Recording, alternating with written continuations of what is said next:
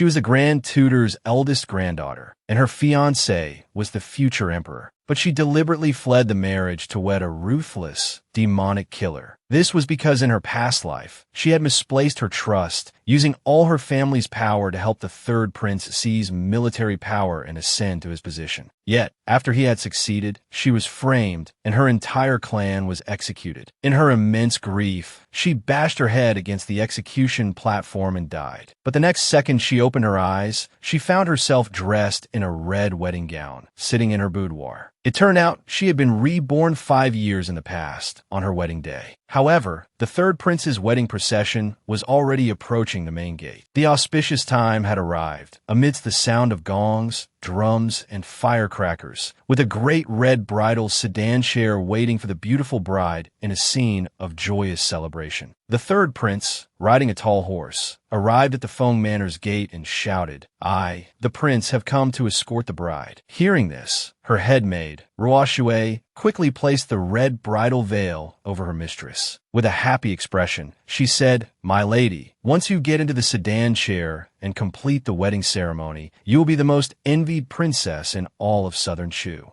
A chill ran through Feng Yingshuang's heart. The most envied? The beginning of all her suffering started today. She tightly gripped the corner of her clothes. In this life, I, Feng Yingshuang, will change my own destiny. After she finished dressing as required, she followed her maid to the front hall. The third prince, Nan Yutian, extended his sinful hands with a look of deep affection and said, "You are so beautiful. I have waited for this day for a very, very long time." Feng Yingshuang looked at his disgusting face. Silently, she gripped the dagger hidden in her sleeve. "Nan Yutian, I really want to kill you." This thought instantly jolted Feng Yingshuang back to her senses. She hastily put away the dagger and reluctantly got into the sedan chair. Assassinating him in public would be the most foolish act, as it would undoubtedly implicate the entire Feng clan. I'll wait for the wedding night and act when the opportunity arises. The wedding procession moved grandly through the streets, but a fierce wind began to howl, and the rain grew heavier and heavier. Seeing the groom and the dowry getting soaked in the rain, the third prince, Nan Yutian, was clearly displeased. They quickly found a temple to take shelter. Feng Yingshuang stepped out of the sedan chair with her maid's help. Nan Yutian immediately ran over, feigning concern. "Shuang, you've been wronged. Let's take shelter for a while before we continue. There is another bride in the temple. With men and women present, it's inconvenient for me to go inside. I'll wait for you here." Feng Yingshuang did not refuse and walked inside. A maid beside her explained, "The bride inside is the new princess of King Qingping. Rumor has it that King Qingping is a ruthless demon who has already tortured 6 princesses to death. No one in the capital is willing to marry him anymore." As she spoke, with a thud, the bride in the wedding dress up ahead kicked away the round stool beneath her feet, trying to hang herself. 2 girls, both getting married on the same day. One was preparing to assassinate her husband. The other was attempting suicide. The eldest young lady of the Feng Manor, Feng Yingshuang, quickly rescued the suicidal Miss Shun. It turned out that this Miss Shun was terrified of marrying into the treacherous den of King Qingping's manor, which led her to thoughts of suicide. Rumor has it that King Qingping is a ruthless demon. Meanwhile, the third prince, Nan Yutian, had a good reputation. Feng Yingshuang had a flash of inspiration and proposed that the woman switch sedan chairs with her. This way, she could also escape the third prince. The woman was extremely grateful upon hearing this and tearfully agreed to Feng Yingshuang's proposal. After the rain stopped and the sky cleared, the sound of gongs and drums was deafening. The 2 brides willingly switched sedan chairs and entered their respective wedding halls. A match made in heaven.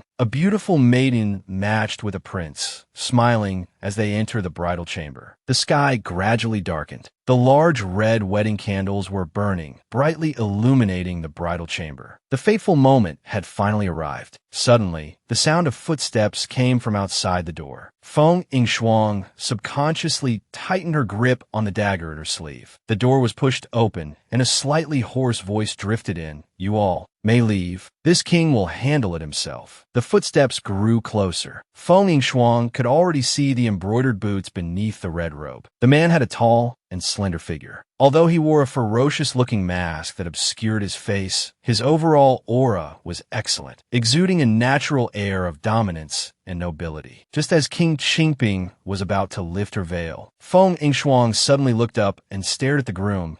I am not Miss Shun. I am the granddaughter of Grand Tutor Feng Yingshuang. She thought, everyone knows the name of Grand Tutor Feng. For my grandfather's sake, King Qingping probably won't make things difficult for me. But the man didn't speak for a long time. His deep eyes stared at her intently, making her hair stand on end. Since you have already bowed to heaven and earth with this king and entered the bridal chamber, you are now this king's princess. It doesn't matter that you are Grand Tutor Feng's granddaughter. Even if you're a queen or a princess, you are still my woman. Then, Prince Qingping pushed Feng Yingshuang onto the bed, intending to consummate the marriage. Feng Yingshuang suppressed her inner panic. The intimate proximity made her face flush red. In her frantic struggle, with a clatter, the dagger from Feng Yingshuang's sleeve fell to the ground. Prince Qingping's eyes suddenly turned cold.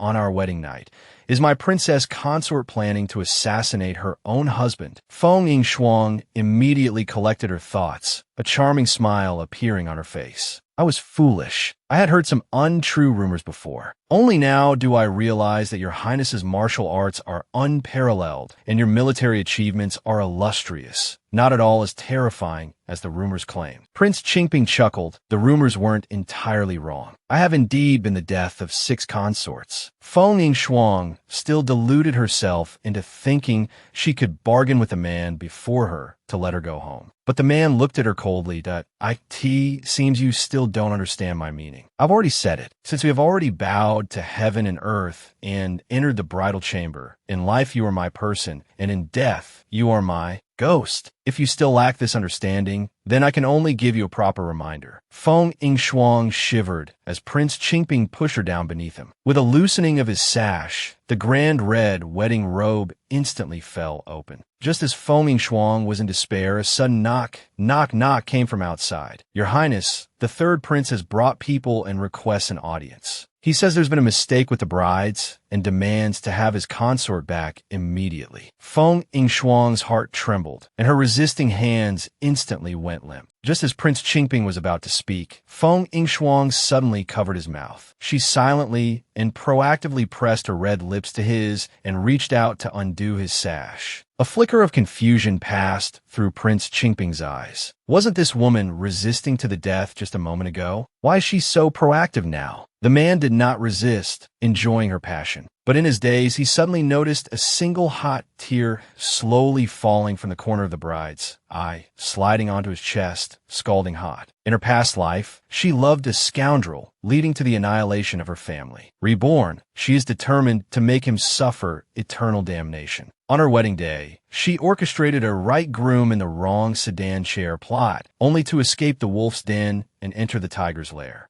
The god of war, Prince Qingping, 八气先逝，进了本王的门，你就是本王的女人，招到了对他的所有权。Later, he said, My dear consort, I do not yet have an heir. The great responsibility of continuing the family line now falls to you. From then on, her back would ache so much every month that she couldn't get out of bed. It was all thanks to this beast. Thus, Prince Qingping and his consort began a collaboration of mutual exploitation. One gambled her innocence to cater to his desires, while the other was completely obedient and endlessly doting. But what was supposed to be a good deal where each got what they wanted? What did the pretense become real in the end? On the second day after the wedding, the scoundrel from her past life, the third prince, knelt in the main hall, crying his eyes out. He demanded to have his consort back. The emperor summoned the 4 concerned parties. Upon entering the palace, the scoundrel saw Feng Yingshuang and immediately grasped her hands. Yingshuang, I have already petitioned Father Emperor to seek justice for you. From now on, I will protect you and never let anyone bully you again. Feng Yingshuang thought contemptuously. Stop with the fake sentimentality. Why didn't you dare to force your way into the bridal chamber yesterday? Wasn't it because you feared the power of Prince Qingping, the god of war? Feng Yingshuang gently pushed away the third prince's hands, putting on a heartbroken expression. Fate is so cruel. I am no longer pure. I am not worthy of the third prince at all. Please forget me. This was a fact that Nan Yutian had already learned last night, and he had spent the entire night processing it accepting it and turning it into something of value to be exploited. He pointed at Prince Qingping, Junmachin, and asked, "Did he force you?" Feng Shuang quickly explained there was no force involved. The candlelight in the bridal chamber last night was too dim. When Prince Qingping came in, I mistook him for you. It wasn't until this morning that I realized it was the wrong person. Shuang knows she has no face to meet her family. So I came today, first, to tell the truth, and second, with the resolve to die. The third prince, Nan Yutian, was extremely skilled at manipulating people. If pushed, he would surely put on a show of self-pity. Feng Shuang eyed a pillar that didn't look too thick. With a bang, she ran straight into it. Humph, as if I can't act too. The key to acting is to strike first. Her good husband from behind, Prince Qingping, yanked Feng Shuang back. Taking the opportunity, Feng Shuang buried her face in his chest and began to cry loudly, putting on an act of being utterly devastated. But the scumbag, with a sudden burst of courage from who knows where, forcefully pulled Feng Shuang into his embrace. Ordinarily, Nan Yutian would never have dared to oppose Junmachin, but now he couldn't care about anything else. He was already an unfavored prince with no powerful backing. Feng Shuang was his greatest hope for seizing the throne. If he couldn't marry her, all his ambitions and schemes would be crushed before they even began.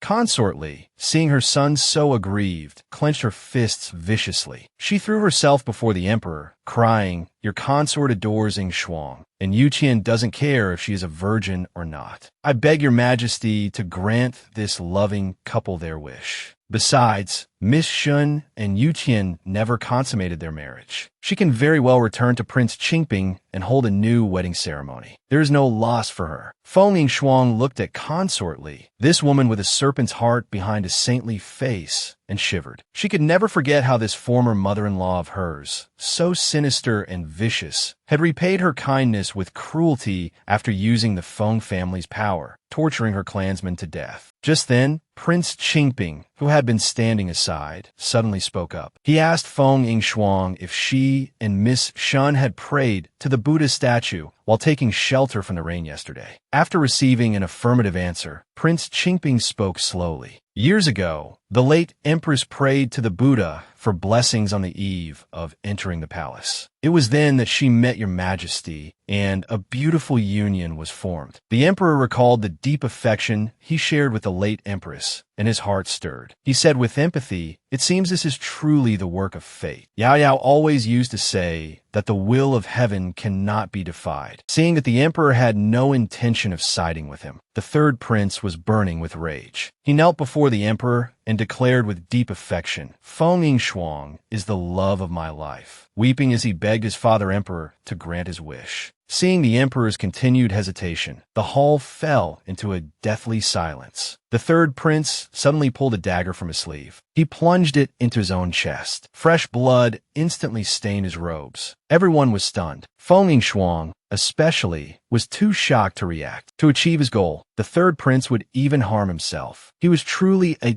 deep schemer, terrifying to the extreme. She was once the greatest beauty in the capital, but in her youthful ignorance, she gave her heart to the wrong person, implicating the 72 innocent lives of the Feng family, who were wrongly accused and put to death. Reborn on her wedding day, she encountered Miss Shun, who was fleeing her own marriage and attempting suicide while taking shelter from the rain. Miss Shun was unwilling to marry the ruthless Prince Qingping, and Feng Shuang was unwilling to marry the scumbag. The two swapped veils and deliberately staged a wrong bride scenario. Feng Shuang had thought that by losing her chastity, she could avoid marrying the scumbag, who knew that in order to gain the Feng family's power, the scumbag would plead with the emperor to swap the brides back, even resorting to a ploy of self-harm. With a clang, he stabbed the dagger into his own chest. Seeing the third prince, Nan Yutian, viciously harm himself, everyone was shocked. The emperor shot up from his dragon, thrown in alarm. Guards summoned the imperial physician. Seeing this, Consortly immediately threw herself onto Nan Yutian and began to wail. "My son, how could you be so foolish? You're the only son I have. If something happens to you, how will your mother live?" Nan Yutian lowered his eyelids faintly. "It is your son's fault. Your son has disappointed Father Emperor and mother consort. To your son, my own life is not as important as Schwanger. I only wish to win one person's heart and never be apart until our hair turns white. Feng Shuang was so disgusted she was at a loss. What should she do? If this continued, the emperor was going to betroth her to the scumbag. Just then, a round of applause echoed in the room. Prince Qingping's thin lips curved into a cold, arc third prince. That was a truly moving performance. Even His Majesty was drawn into the act. Nan Yuqian's face was full of confusion. What does Prince Qingping mean by this? Prince Qingping picked up the dagger. He looked pensively at the emperor. Since the founding of this dynasty, the number of subjects permitted to carry a blade into the throne hall can be counted on one hand. If the third prince insists this was a genuine display of emotion and not an act, then he must have been secretly carrying this dagger into the hall every day. Hearing this, the third prince was stunned. He quickly explained, "Father Emperor, your son would not." The emperor looked at the dagger and paused. Surely the third prince wouldn't have the guts to assassinate me in public? He then spoke slowly enough. Although Yu Tian's actions were absurd, there was a reason. Let this not be a precedent. He looked down at the kneeling Feng Yngshuang, even more conflicted about how to decide. Feng Yngshuang slowly knelt down. The third prince's actions were all for my sake, but I am no longer chaste. If I were to become pregnant, it would bring chaos to the royal bloodline. I ask for your majesty's permission to return to the Feng Manor for 3 months. If I am not with child after 3 months, it will not be too late to enter the third prince's manor then. Beside them, Prince Qingpin, Jun Machin, immediately cupped his hands in a salute. Your Majesty, I agree to the 3-month term. If Yngshuang is with child after 3 months, then it is my flesh and blood. At that time, I will request your Majesty to decree that the princess be returned to me. Hearing this, the third prince was still unwilling to give up. But Prince Qingpin was, after all, a prince with a different surname. Considering that the royal bloodline must not be muddled, the emperor agreed to the 3-month proposal. After everyone had dispersed, the emperor's trusted eunuch hurried forward to massage his back. Your Majesty, this servant is slow-witted. Wasn't it just a case of getting into the wrong bridal sedan? Just switch them back. Why did it escalate to involve Prince Qingpin as well? The emperor pressed his temples. Grand Tutor Feng's granddaughter's dowry. It's not as simple as just gold and jewels. Who wouldn't be envious? I originally thought the third prince was simple-minded. It seems now that I was too hasty in arranging this marriage. In that case, why did your Majesty agree to this absurd 3-month proposal? The emperor's gaze turned cold and sharp. 3 months. I also want to see for myself whether this marriage was the little girl Feng Yngshuang's own idea or Grand Tutor Feng's. This girl is clearly a virgin. Yet she lied about not being chaste and swore that she would be pregnant in 3 months. It turned out that on their wedding night, Feng Yngshuang had offered herself to Prince Qingpin. But the crucial, passionate moment, her traitorous tears silently streamed down her face. Although the god of war, Prince Qingpin, had a fierce reputation, he had no desire to force a girl. So he tossed a cotton quilt to Feng Yngshuang to sleep under, so she wouldn't catch a cold. Feng Yngshuang used the excuse of possibly being pregnant from their night together to escape the third prince's entanglement. When she returned to the Feng residence, her parents, brother, and sister-in-law, and all her uncles were standing in unison at the entrance, waiting for her return. Watching Feng Yngshuang run and leap about like the same vibrant young girl from yesterday, her relatives' faces were all filled with concern. Feng Yngshuang thought of her past life, of the scene where they were tied to the execution platform and beheaded. A wave of sorrow washed over her heart. It was all because Yngshuang was ignorant before. Yngshuang has wronged you all. She threw herself fiercely into her mother's embrace, greedily soaking in her mother's warmth. Mother, I've missed you so much. Her uncles nearby looked on with concern that what's wrong with our Yngshuang. Her mother gently stroked Feng Yngshuang's hair. Getting into the wrong sedan was an accident. It's not your fault, Shuanger. We're family. We don't say such things. But a cold snort came from not far away. It was Grand Tutor Feng, speaking in a cryptic tone. Feng Yngshuang quickly went and took her grandfather's arm. Grandfather, weren't you unwilling for me to marry the third prince before? Now that Shuanger is back, you should be happy. Grand Tutor Feng huffed, his beard bristling. Happy? I'm about to be angered to death by you.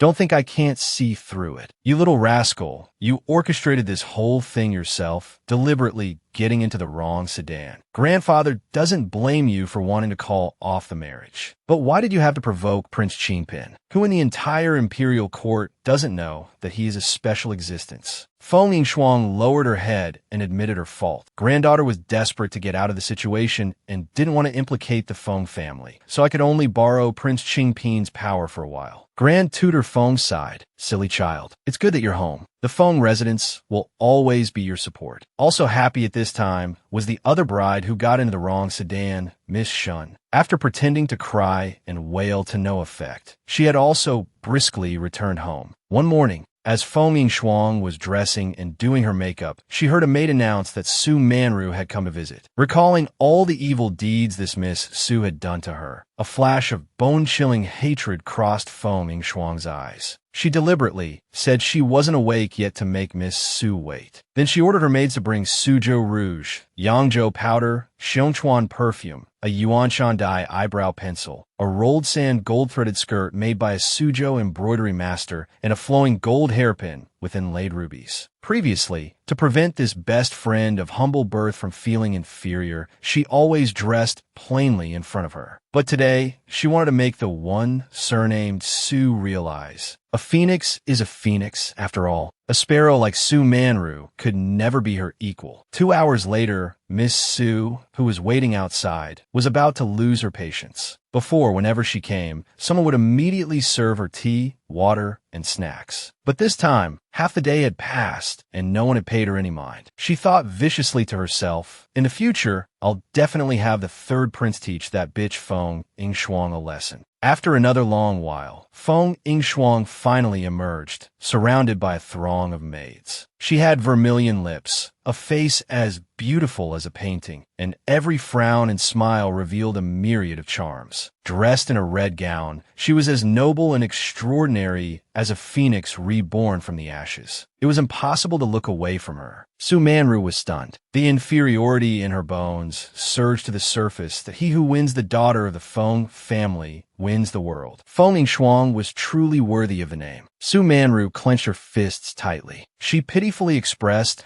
how much she missed Sister Feng, explaining that she didn't visit yesterday because her father forbade her from leaving the house. Then, she rolled up her sleeve for Sister Feng to see the numerous scars on her arm. Feng Yingshuang narrowed her eyes slightly. With a look of concern, she pressed hard on Su Manru's scars, making Miss Su tremble in pain. Then, she ordered her handmaiden, Ruo Shui, to bring the finest wound ointment and fragrant balm. Su Manru saw that their sisterly bond was still seemingly strong. She then moved closer to offer false comfort. Don't be afraid, sister. With the third prince here, he definitely won't let you be bullied. Feng Yingshuang, with a worried expression, said, Prince Qingping holds military power. How terrifying. How can you be so discerning, little sister, to believe that the powerless third prince can contend with him? After speaking, she gave Su Manru a sharp look. It's truly rare for the third prince to have a confidant like you. Su Manru's heart skipped a beat, and she didn't know how to respond. Feng Yingshuang chuckled. What are you afraid of, little sister? I was just speaking casually. Of course. I believe the third prince can save me from this sea of suffering. After all, he's the one who claims to love me so much. How could he abandon me? These words infuriated Su Manru. That bitch Feng Yingshuang. Just wait until I marry into the third prince's residence. I'll show you just how the third prince loves me. Su Manru spoke a few more hypocritical words, then took the wound ointment and fragrant balm and scurried away. Her personal handmaiden was very confused. That skincare balm is so expensive. Why did you give it to someone else, my lady? Feng Yingshuang revealed a wicked, contemptuous smile. That balm has a unique scent that lingers for a long time and can't be washed off. Why don't we make a bet? I bet that Su Manru has long been having a secret affair with Nan Yutian. The next episode is amazing.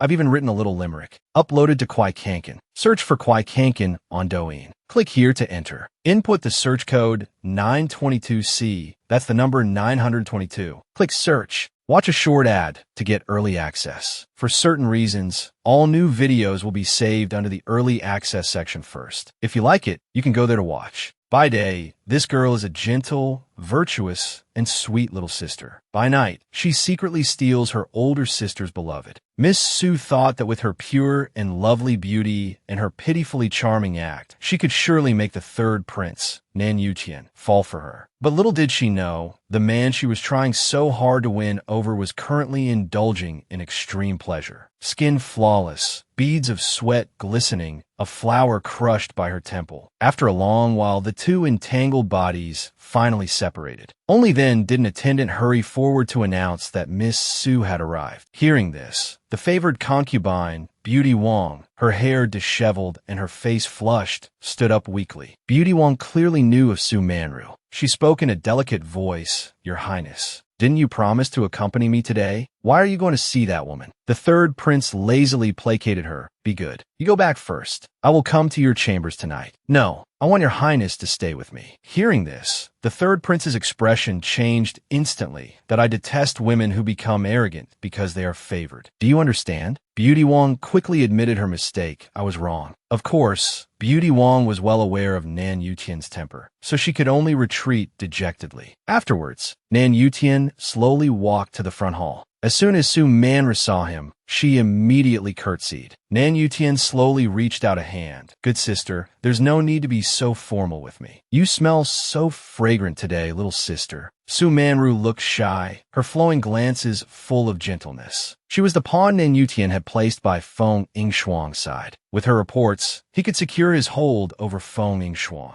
Su Manru reported, "Today at the Grand Tutor's residence, I tried to console sister, but she said that Prince Qingping has glorious military achievements and a pivotal position in the court. She said you, your highness, simply don't have the ability to save her. I don't understand why sister seems to hold Prince Qingping in such high esteem." Hearing this, Nan Yuqian flew into a rage. He grabbed Su Manru by the collar and viciously demanded, "Did she really say that? It's absolutely true. How would Rower dare to deceive you, your highness?" Nan Yuqian slammed his hand on the table. "That fickle, promiscuous slut. After spending just one night with that traitor, she's already forgotten her place." Su Manru was startled. So Feng Yingshuang and Prince Qingping have really consummated their relationship. Haha, let's see what right that bitch has to return to the third prince's side now. Su Manru quickly offered a hypocritical apology that "It was my mistake. I misspoke, causing a misunderstanding between you and sister. The person she loves most in her heart is you.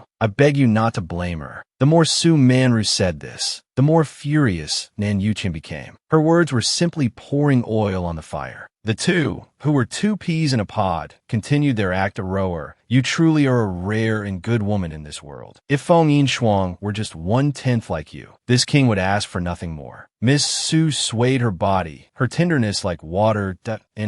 I come from a humble background. How could I be worthy of my sister's noble status? My sister is the apple of the Feng family's eye. She has been doted on since she was a child, so it's inevitable that she's a bit spoiled. I implore the third prince not to hold it against her. Please forgive her unintentional words. Su Manru put on such a humble and pleading demeanor, yet every word she spoke was a dagger to the heart. But no matter what she said, Nan Yuqian knew what he had to do, let alone the fact that Feng Yingshuang was no longer a virgin. Even if she did something more outrageous, Nan Yuqian had to marry her. After all, she was the only daughter of the Feng family. Su Manru knelt beside Nan Yuqian, her petite and delicate body curled up like a docile house cat, evoking pity. Nan Yuqian helped her up and pulled her into his embrace. His hand, which was resting on her waist, began to wander restlessly upwards.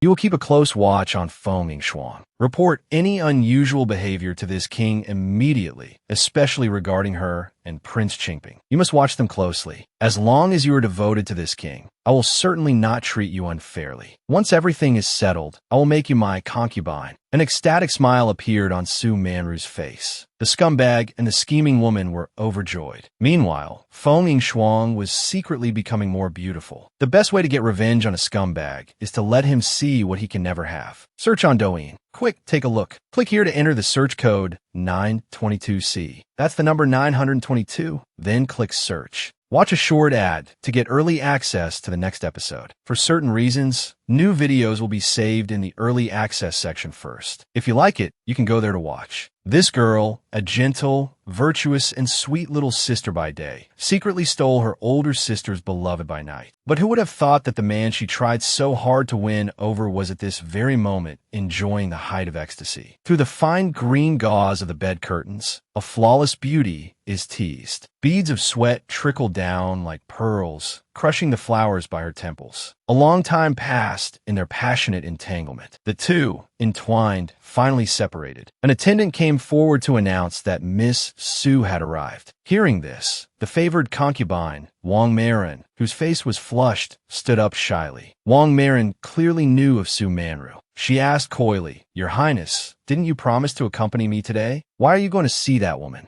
The third prince lazily brushed her off. "Be good. Go back for now. This king will visit you tonight." "No, I want your highness to stay with me." Hearing this, the third prince's expression changed instantly. This prince detests women who become arrogant because they are favored. Do you understand? Wang Marin quickly composed herself. "I was wrong. A scumbag is a scumbag." One moment he was being affectionate with Wang Marin, and the next he turned cold and hostile. Afterwards, Nan Yutian slowly walked to the front hall to meet Su Manru. He slowly reached out his hand. "Little sister, you smell so fragrant today." Su Manru looked shy. She was the spy Nan Yutian had placed by Feng Yingshuang's side. With her reports, he could confidently control Feng Yingshuang. Today at Grand Tutor Ties, I wanted to console my sister, but she said that Prince Qingping has outstanding military achievements and holds a pivotal position in the court. She said that you, third prince, are not capable enough to save him. I don't understand why my sister seems to hold Prince Qingping in such high esteem. Hearing this, Nan Yutian flew into a rage. He grabbed Su Manru by the collar and questioned fiercely, "Did Feng Yingshuang really say that?" "It's absolutely true. How would Rower dare to deceive the third prince?"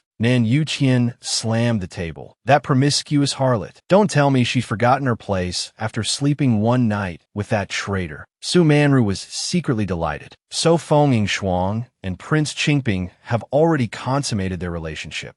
We'll see what right that wretch has to return to the third prince's side now. Su Manru quickly feigned an apology that it was Rower who misspoke, causing a misunderstanding between you and my sister. The one my sister truly loves is you. I beg you not to blame her. The more Su Manru said this, the angrier Nan Yutian became. Her words were simply adding fuel to the fire. The two, who were two peas in a pod, continued their act. "Rower, you truly are a rare and good woman in this world. If Feng Yinshuang were just 1/10 like you, this king would ask for nothing more." Miss Su swayed her body, her tenderness like watered. I come from a humble background. How could I be worthy of my sister's noble status? My sister is the apple of the Feng family's eye, so it's inevitable that she's a bit spoiled. I implore the third prince not to hold it against her. Please just forgive my sister. Su Manru put on such a humble and pleading demeanor, yet every word she spoke was a dagger to the heart. But no matter what she said, Nan Yutian knew what he had to do, let alone the fact that Feng Yingshuang was no longer a virgin. Even if she did something more outrageous, Nan Yutian had to marry her. After all, she was the only daughter of the Feng family. Su Manru snuggled up to Nan Yutian's side. Her petite, fairy-like body was curled up like a docile house cat, evoking pity and affection. Nan Yutian pulled her into his embrace. The hand that was resting on her waist began to wander restlessly upwards. "Ronger, you are to watch Feng Yingshuang closely. Report any unusual behavior to me at once. You must pay special attention to matters between her and Prince Qingting. As long as you are devoted to me, I will not treat you unfairly. Once everything is settled, I will make you my concubine." A look of ecstatic joy appeared on Su Manru's face. The scum man and the scheming woman were overjoyed. On the other side, Feng Yingshuang was secretly becoming more beautiful. The best way to get revenge on a scum man is to let him see what he can't have. We apologize, but due to certain reasons, this episode has been re-edited. Thank you all for watching. We wish you happiness every day. Some say the best way to get revenge on a scum man is to let him see what he can't have, but how to deal with the scum man and the scheming woman. Make them fall apart. Sow discord between them. How to do it without making the green tea suspicious. Continue to feign affection. In the quiet night, the sound of splashing water could be heard. Faintly visible, a graceful and slender figure was reflected on the screen. "Miss, is the water temperature all right?" "It's perfect." Feng Yingxuang was bathing. Ruo Shui was at her side, attending to her thoughtfully. This made her think of her past life, of the days they suffered endless humiliation together in Kunming Palace. In those dark times, Ruo Shui had never abandoned her. Looking at the now quiet and serene Ruo Shui, Feng Yingxuang recalled the sight of Ruo Shui being beaten to death by Su Manru. At that time, Ruo Shui was covered in blood, yet she gritted her teeth and didn't make a sound. Tears couldn't help but well up in Feng Yingxuang's eyes. In her past life, she had treated Su Manru so well, but in return, she received only betrayal and schemes. It was her fault for misjudging people, for being blind. Reborn, she was determined to take good care of Ruo Shui so as not to betray the sacrifice she made in her past life to save her. The next morning, the third prince and Su Manru arrived one after another at the Grand Tutor's residence to invite Feng Yingxuang on a boat trip. Feng Yingxuang deliberately dressed up. She wanted Nan Yutian to look at her with longing. She wanted him to taste the feeling of desiring something with all his heart, only to have it cruelly trampled upon. A soft patter of footsteps was heard. Feng Yingxuang appeared, her gait graceful and elegant. A vision of lightness and poise, a beauty unmatched in this generation, a face that could overthrow cities. The third prince, who had been drinking tea, was suddenly stunned by the beauty before him. She was an absolute goddess. With just one look, he couldn't tear his eyes away from her. Compared to her, Su Manru seemed as plain as dust. Nan Yuqian quickly walked up to Feng Yingxuang, took her small hand, and said, "Shuanger, you are so beautiful." Feng Yingxuang subtly withdrew her hand. "Although I admire the third prince, I must consider the opinions of others. One must abide by the rules of propriety." Su Manru stepped forward with a smile and a compliment. "Sister, you are truly too beautiful. Let alone the third prince. Even I, your little sister, am captivated by your charm." Feng Yingxuang smiled faintly. "Sister, you're teasing me again. Your blue cloud-patterned brocade dress is very beautiful today. It bears a striking resemblance to the third prince's attire." Then, she glanced sideways with a smile, deliberately pointing out that Nan Yutian and Su Manru were wearing matching outfits. Nan Yutian was instantly furious. "This Su Manru is truly asking for death. If she ruins my plans, I will definitely not let her go." Su Manru's expression faltered. "That it is my fault. I've been disrespectful to the third prince. I beg for forgiveness from the third prince and my sister." Feng Yingxuang smiled and reached out her hand. "Sister, why are you so nervous? It's just a piece of clothing, no need to worry. If other men were to see you like this, they would surely feel sorry for you." A cold sweat broke out on Su Manru's body. How could Feng Yingxuang's words be so sharp? She was left with no way to defend herself. Feng Yingxuang moved closer to Su Manru and smelled the same fragrance on her as on Nan Yutian. This confirmed that they were already having an affair. Since that was the case, she would do the opposite and make good use of her former good sister. This girl, who had just dressed so seductively to entice the scum man, in the next second proposed that the green tea sister share a husband with her. Just when she thought everything was under her control, her husband, Prince Qingping, suddenly threw open the curtain.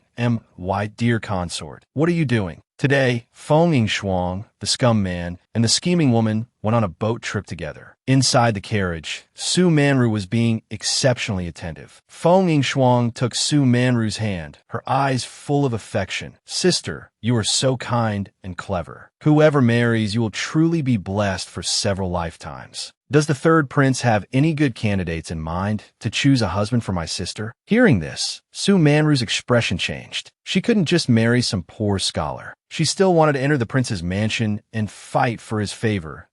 My status is humble. I only wish to stay by my sister's side and have no plans to marry. As she spoke, she couldn't help but glance in Nan Yutian's direction, desperately hoping he would step forward and speak up for her. Unfortunately, Nan Yutian said nothing at all. He was still trying to distance himself from the recent matching outfits incident. There was no way he would intervene to help her. If Feng Yingxuang were to find someone to marry Su Manru off to today, Nan Yutian wouldn't object at all. Seeing Su Manru's frantic anxiety, Feng Yingxuang grabbed her hand at just the right moment. "You're my dear sister. How could I let you marry just anyone? If only we two sisters could serve the same husband, that would be wonderful. What? This was something Su Manru wouldn't even dare to dream of. Suppressing the ecstasy in her heart, Su Manru put on an extremely panicked expression. Sister, you and the third prince are the ones in love. How could I dare? Nan Yutian also frowned. Shuang, my heart only has room for you. How can you ask me to marry another woman? I will never agree. Haha. With just one sentence, the scumbag and the bitch were singing different tune for the first time. Feng Shuang said with a serious face, Ronger is my dear sister. Although I deeply love the third prince, I dare not ask for your exclusive affection. Besides, the royal family needs to continue its lineage. I cannot let the third prince be in a difficult position because of my own selfish desires. Feng Shuang's words seemed to come from the bottom of her heart. At least, no flaw could be seen on her face. Nan Yuqian was stunned. He took Feng Shuang's hand, looking at her with deep affection. Shuang, you are the love of my life. Even if Miss Su is to enter my residence, I can only give her the status of a lady and look after her as a sister. Feng Shuang seemed very moved. Then on behalf of my sister Ronga,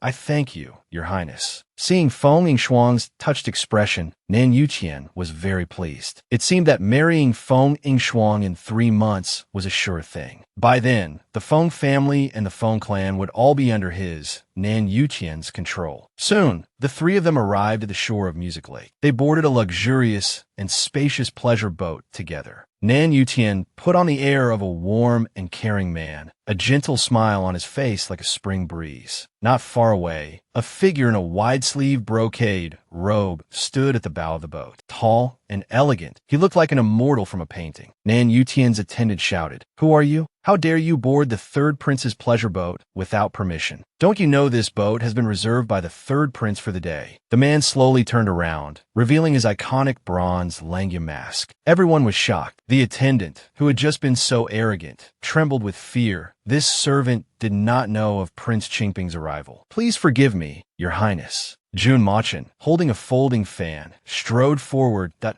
my princess consort came out on a date with another man. Naturally, I have to follow closely. After a moment of brief silence, Nan Yuqian roared in anger. How dare you show your face before me again?" Jun Machin didn't even spare him a glance. He strode forward, grabbed Feng Shuang's wrist, and pulled her directly into his embrace. "Going on a date with another man behind my back. Do you take me for a dead man?" Seeing his woman being held by another man again, how could Nan Yuqian bear it? He immediately stepped forward to snatch her back. Feng Shuang quickly took a few steps back. "Your Highness, please conduct yourself with dignity." In broad daylight, what sort of behavior is this? Pulling and tugging. Jun Machin sneered. "Dignity? Between my own wife and me, what need is there for such formalities? You are already my woman. You should observe your wifely duties." Feng Shuang was speechless. Why did Prince Qingping have to come and cause trouble? "Your Highness, don't forget our 3-month agreement. During this period, I don't belong to either of you." Feng Shuang's eyes held a pleading look, hoping Prince Qingping would be magnanimous and not hold it against her. The man obviously understood her gaze that, in that case, I also have the right to pursue you. So, let's all enjoy today's outing together. "No." Nan Yuqian was the first to disagree. He had planned to use today's opportunity to cultivate his relationship with Feng Shuang. How could he let this man ruin it? This man was truly shameless to the extreme. "You disagree? Fine. Since the third prince is unwilling to grant me this favor, then I can only take my princess consort and leave. You and this Miss Su can enjoy the scenery." While threatening him, he didn't forget to drag Su Manru into it. Hearing this, Su Manru's face turned red, then pale. Nan Yuqian was so angry he was speechless. But no matter how angry he was, he could only let Jun Machin stay. The dignified third prince had originally planned to have a beauty on each arm, the two sisters in his embrace. But someone showed up unexpectedly to spoil his plans. The nice love triangle had turned into a complicated love square. The scumbag's mood was beyond gloomy. The female lead, Feng Shuang, try not to offend either side, was thinking about how to teach the bitch a lesson. The wind picked up, and the pleasure boat began to rock slightly. Feng Yngshuang suddenly had an idea. She calmly invited her green tea sister to the side of the boat to look at the scenery. At that moment, the gazes exchanged between Prince Qingping and the third prince were like countless sharp blades. It made the scheming girl feel like she was on pins and needles. Feng Yngshuang's words were like a lifeline. She was desperate for a chance to get out. Wow, so many fish. Sister, look. After all, Su Manru was unsophisticated and hadn't seen much of the world. Suddenly, a gust of wind blew, causing the boat to rock. Feng Yngshuang lost her balance and was about to fall into the water. Sister, what's wrong? Su Manru rushed over, but she had a hidden agenda. She quietly hid behind a pillar, thinking to herself, let her drown. Let her drown. Just as Feng Yngshuang was about to fall, she suddenly turned and firmly grabbed the railing. A flash of disappointment crossed Su Manru's eyes. She walked over with her hands outstretched, asking with false concern, Sister, are you all right? Feng Yngshuang's acting was superb. That scared me to death. If anything were to happen to me, little sister, you must take good care of the third prince for me. Her words successfully brought out the darkest side of Su Manru's heart. Yes, it would be wonderful if Feng Yngshuang died. As if possessed, she stretched out her hands and gave a violent push forward. In that split second, Feng Yngshuang dodged to the side, but Su Manru, losing her balance from the motion, fell straight off the boat. Su Manru flailed desperately in the water. She couldn't swim at all. Water continuously flooded her nose and mouth. Help! Help! Feng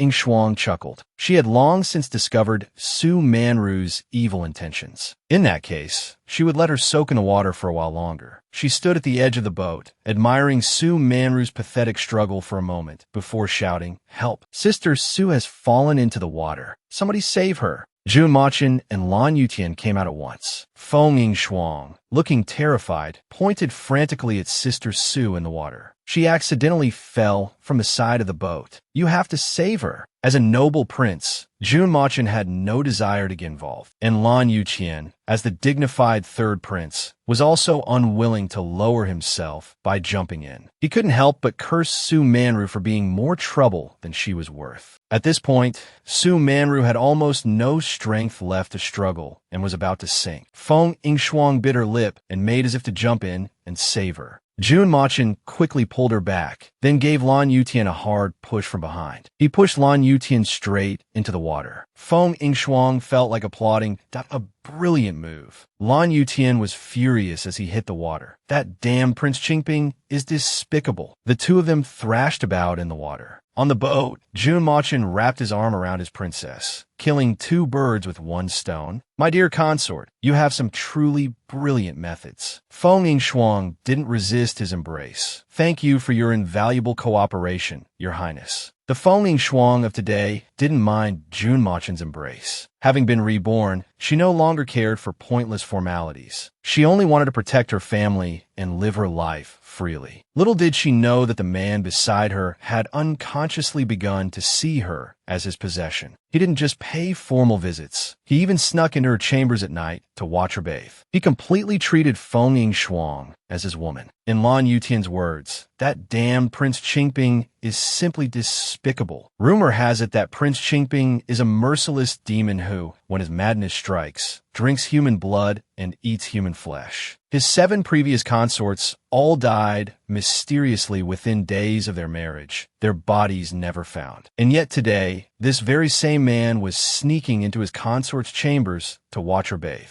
After dealing with that scheming girl by the water, Feng Yngshuang returned home in high spirits. But Prince Qingping shamelessly insisted on accompanying her to pay a visit to the head of the Feng household. Feng Yngshuang couldn't help but roll her eyes. This man certainly made himself at home. When they arrived at the Feng manor, Jun Machun's gaze fixed on the words Grand Tutor's residence and did not move. In his mind, an image flashed of a battlefield, a mountain of corpses in a sea of blood. His younger self, looking upon his devastated homeland, lonely and helpless. It was a wound that would never heal. The main hall of the Feng manor was grand and majestic, with an air of classic elegance. Grand Tutor Feng, a man of immense power in the court, glared coldly. Your Highness graces us with your presence. What guidance do you have for us? Prince Qingping, with uncharacteristic respect, bowed. He had just uttered the word, grandson, Grand Tutor Feng quickly raised a hand to cut him off. Your Highness, we are not worthy of such an address. Please, speak plainly. As for this marriage, the Feng family cannot aspire to such a great honor. Jun Machin let out a cold smile. The Grand Tutor is indeed straightforward, but the Feng family is full of loyal subjects. Naturally, you do not wish to be drawn into the vortex of a struggle for imperial power. After 3 months, I will helping Shuang get away. I only ask that Grand Tutor Feng not be deceived by the third prince, lest you live to regret it. Jun Machin's words were direct and reasonable. Grand Tutor Feng temporarily agreed with his approach. Feng Yingshuang accompanied Jun Machin out of the Feng residence. Along the way, she couldn't figure out what this man's true purpose was. On a silent night, the clear water murmured, and the fragrance of flowers filled the air. Feng Yingshuang was soaking in a warm bathtub, enjoying a moment of peace. Suddenly, a cool hand slowly crept onto her shoulder. Feng Yingshuang's heart skipped a beat. Ruo Shui, didn't I tell you to go rest? Why are you back? There was no response. Feng Yingshuang finally sensed that something was amiss. She whipped her head around and saw a tall, slender figure standing behind her. Feng Yingshuang instinctively wanted to scream for help, but the next second,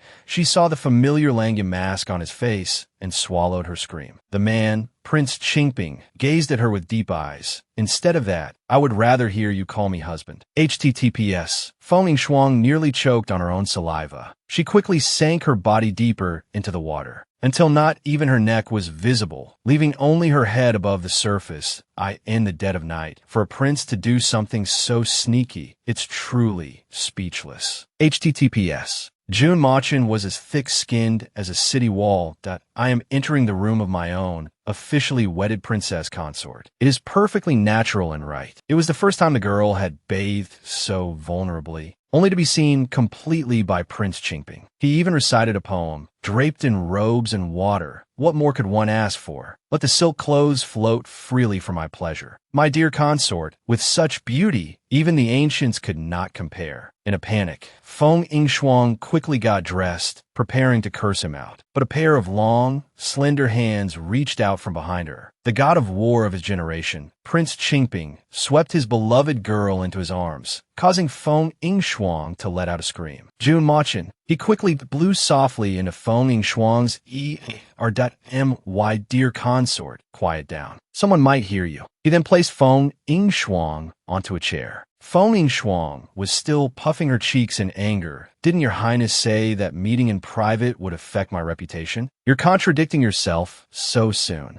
Jun Machin leisurely picked up a strand of the girl's fine hair and brought it to his nose. The dim, soft light added to the ambiguous atmosphere. Before him was a beauty fresh from her bath. This flower bud, waiting to bloom, was tempting one to pick it. I came in openly through the front gate, and I have the old Grand Tutor's permission to be a guest. This doesn't count as a private meeting. However, on our wedding day, my dear consort used me to escape the marriage. Shouldn't you offer me some compensation? Feng Yingshuang was taken aback. What compensation? Jun Machin didn't answer. He simply picked up a nearby towel and began to gently dry Feng Yingshuang's hair. Feng Yingshuang looked at the man's reflection in the mirror and was lost in a daze. The famously ferocious Prince Qingping could actually have such a patient and meticulous side. What did Prince Qingping truly want at this moment? He didn't know either. He only knew that he liked watching this girl, who was at times profound and at other times foolish. Watching her intelligence and wit, watching her recklessness and folly. The road ahead was long, but at this moment, he just wanted to walk with her for a while. To watch her cry, watch her laugh, watch her at a loss, and then stay with her until she is content and proud. The road of life is long. How about I, your prince, walk a part of it with you? The next day, Miss Shun, who had also been in the wrong wedding sedan, went cheerfully to the Grand Tutor's residence. Recently, the capital was filled with gossip about Miss Shun. They said that as the daughter of a fourth-rank official, her status was humble. Now, she was a cast-off that neither the third prince nor Prince Qingping wanted. However, Feng Yingshuang insisted on taking her to Consort Xian's birthday banquet. HTTPS. Miss Shun, on the other hand, was constantly considering Feng Yingshuang's difficult situation. She felt that neither Prince Qingping nor the third prince was someone to be trifled with, and she was grateful to Feng Yingshuang for putting her herself in a dilemma to save her life. Having been reborn into this life, Feng Yingxuang finally understood some things. Miss Shun, though mired in gossip, was still willing to think of her. She was truly a sincere and straightforward girl. If it had been Su Manru, she would have eagerly tagged along long ago to curry favor with the powerful and show off. The Feng family's power and influence are deeply rooted in the court. Consort Xian is the biological sister of Feng Yingxuang's second sister-in-law. HTTPS. Feng Yingxuang, having heard of Miss Shun's mastery of the 5 skills, suggested that she perform at Consort Xian's birthday banquet. She was bound to be a great sensation. Meanwhile, Su Manru was at home, recuperating from her injuries. After falling into the water, she returned home and fell gravely ill. She had a high fever for a full day and night before waking up. She also had many scratches of varying depths from her struggles. Feng Yingxuang had sent her top-grade golden sore medicine and snowflake bath dew, but every time she used them, she would become unbearably itchy. Today, she heard that Consort Xian was hosting a palace banquet. All daughters of officials from the 3rd rank and above were invited to attend. Every time she heard the words palace banquet, Su Manru would tremble with excitement. This meant she had another chance to get ahead. Her father was merely a minor 7th rank official. Based on her family background alone, she wouldn't even have the chance to get near the palace gates. But there was Feng Yingxuang. As long as she clung to Feng Yingxuang, she could fearlessly perform in front of those princes and consorts. Did Feng Yingxuang send overexpensive clothes, skincare products, and jewelry like she used to? The maid shook her head and said there was nothing. That bitch Feng Yingxuang has gone too far. She frantically picked up the snowflake bath dew and applied it to her arm. An intense itchiness washed over her again, making her skin turn red. But Su Manru swore to take good care of herself. Every inch of her skin had to be fair and radiant, without a single scar. That was the only way to be alluring to men. Feng Yingxuang's medicine must be the best. It would be a waste not to use it. She was originally the eldest daughter of the Grand Preceptor's manor, but she was blind and gave her heart to the wrong person, causing the 72 members of the Feng family to die unjustly. Reborn on her wedding day, she took shelter from the rain and encountered Miss Shun, who was running from her own marriage and trying to hang herself. Miss Shun was unwilling to marry the ruthless Prince Qingping. Feng Yingxuang was unwilling to marry the scoundrel who had her entire family killed. The two switched their bridal veils, deliberately staging a wrong sedan, right groom scenario. Feng Yingxuang, with Prince Qingping's cooperation, returned home to lie low. But Miss Shun, who had also taken the wrong sedan, became the laughingstock of the capital. They said that as the daughter of a 4th-rank official, her status was low, an abandoned wife that neither the 3rd prince nor Prince Qingping wanted. Little did they know, the frank and sincere Miss Shun was truly grateful to Feng Yingxuang for saving her from her misery and was always thinking of Feng Yingxuang's well-being. Feng Yingxuang was determined to rid Miss Shun of the trouble caused by these rumors. Thus, she brought Miss Shun to Consort Xian's birthday banquet to sweep away the recent gloom. Unexpectedly, a palace banquet became the turning point for a shift in imperial power, and a fateful connection began from this. On this day, Feng Yingxuang and Miss Shun got ready early and entered the palace. By the time Su Manru arrived, she saw Feng Yingxuang and Miss Shun enthusiastically discussing poetry together. Seeing how close they were, a flash of jealousy crossed Su Manru's eyes. She hurried over, pushed Miss Shun aside, and clung to Feng Yingxuang's arm. "Sister, I'm all better now. Let me take care of you. Stay away from someone with such a ruined reputation." Feng Yingxuang coldly pulled her arm back. "Thank you for the reminder, little sister. Miss Shun and I have had similar experiences. I suppose my reputation out there is just as bad." Su Manru looked panicked. "That's not what I meant, sister. Who knows if this whole wrong sit-in incident was a scheme by Miss Shun?" Feng Yingxuang had already seen Su Manru's true colors. How could she possibly believe her divisive words? Miss Shun is a straightforward person. It's fate that we met. Now I have one more sister. Isn't that a good thing? Su Manru stomped her foot in anger, and oh, of course it's not good. She wanted to monopolize all of Feng Yingxuang's resources for herself and couldn't bear to have anyone else take even a tiny bit. Just then, a mocking voice came from behind. Well, look who it is. if it isn't the two heroines from the wrong sedan rumors. Feng Yingshuang looked and saw it was Chen Shuxian, the legitimate daughter of the Duke of Qinghua's manor. Miss Shen nervously clutched her handkerchief. Chen Shuxian had humiliated Shen Ying many times before,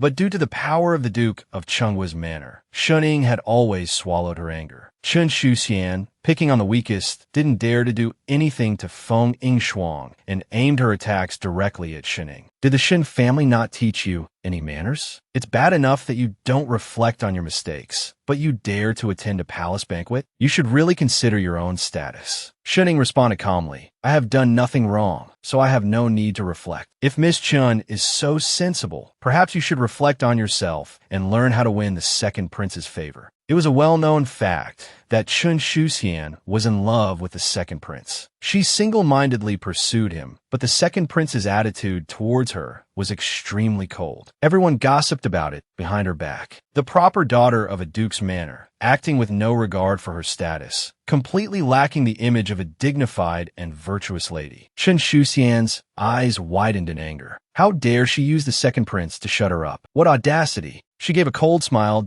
So, you finally latched onto the Feng family. That's given you some confidence. However, your reputation is already ruined, your chastity lost. Even a beggar on the street wouldn't spare you a glance. Hearing this, Feng Yingshuang was furious. The wedding sedan mix-up was an accident. Miss Shen herself is not at fault. Besides, she has already severed ties with both the third prince and Prince Qingping. How can you say her reputation is ruined? Miss Shen is kind and virtuous. She deserves a better match. Her words deeply moved Shen Ying, but Chen Shuxian couldn't stop mocking them. What does it mean to take advantage and then play innocent? Today I've truly seen it all. If you two are such dear sisters, why don't you find her a better husband and marry her off? Feng Yingshuang's brow furrowed slightly. Miss Shen deserves better. We'll just wait and see. Chen Shuxian, not one to let things go, grew more excited as she spoke. Why don't we make a bet? By now, a crowd had gathered around them. Everyone has a heart for gossip. Hearing their topic, they all became very interested. Let's bet on whether you can find her a better match. If you can't, you'll be my maid, Feng Yingshuang. Feng Yingshuang's tone turned, I see why, and no problem. But if you lose, I want your tongue, to prevent any more indecent words from coming out of that mouth in the future. What? The crowd was in an uproar. Even Chen Shuxian's face turned pale with fright. The eldest miss of the Feng family, Feng Yingshuang, was rumored to be pampered beyond measure, showered with immense affection. Why was she being so cruel and bloodthirsty now? Did she mean she wanted to cut out Chen Shuxian's tongue? Chen Shuxian tried her best to hide her inner panic.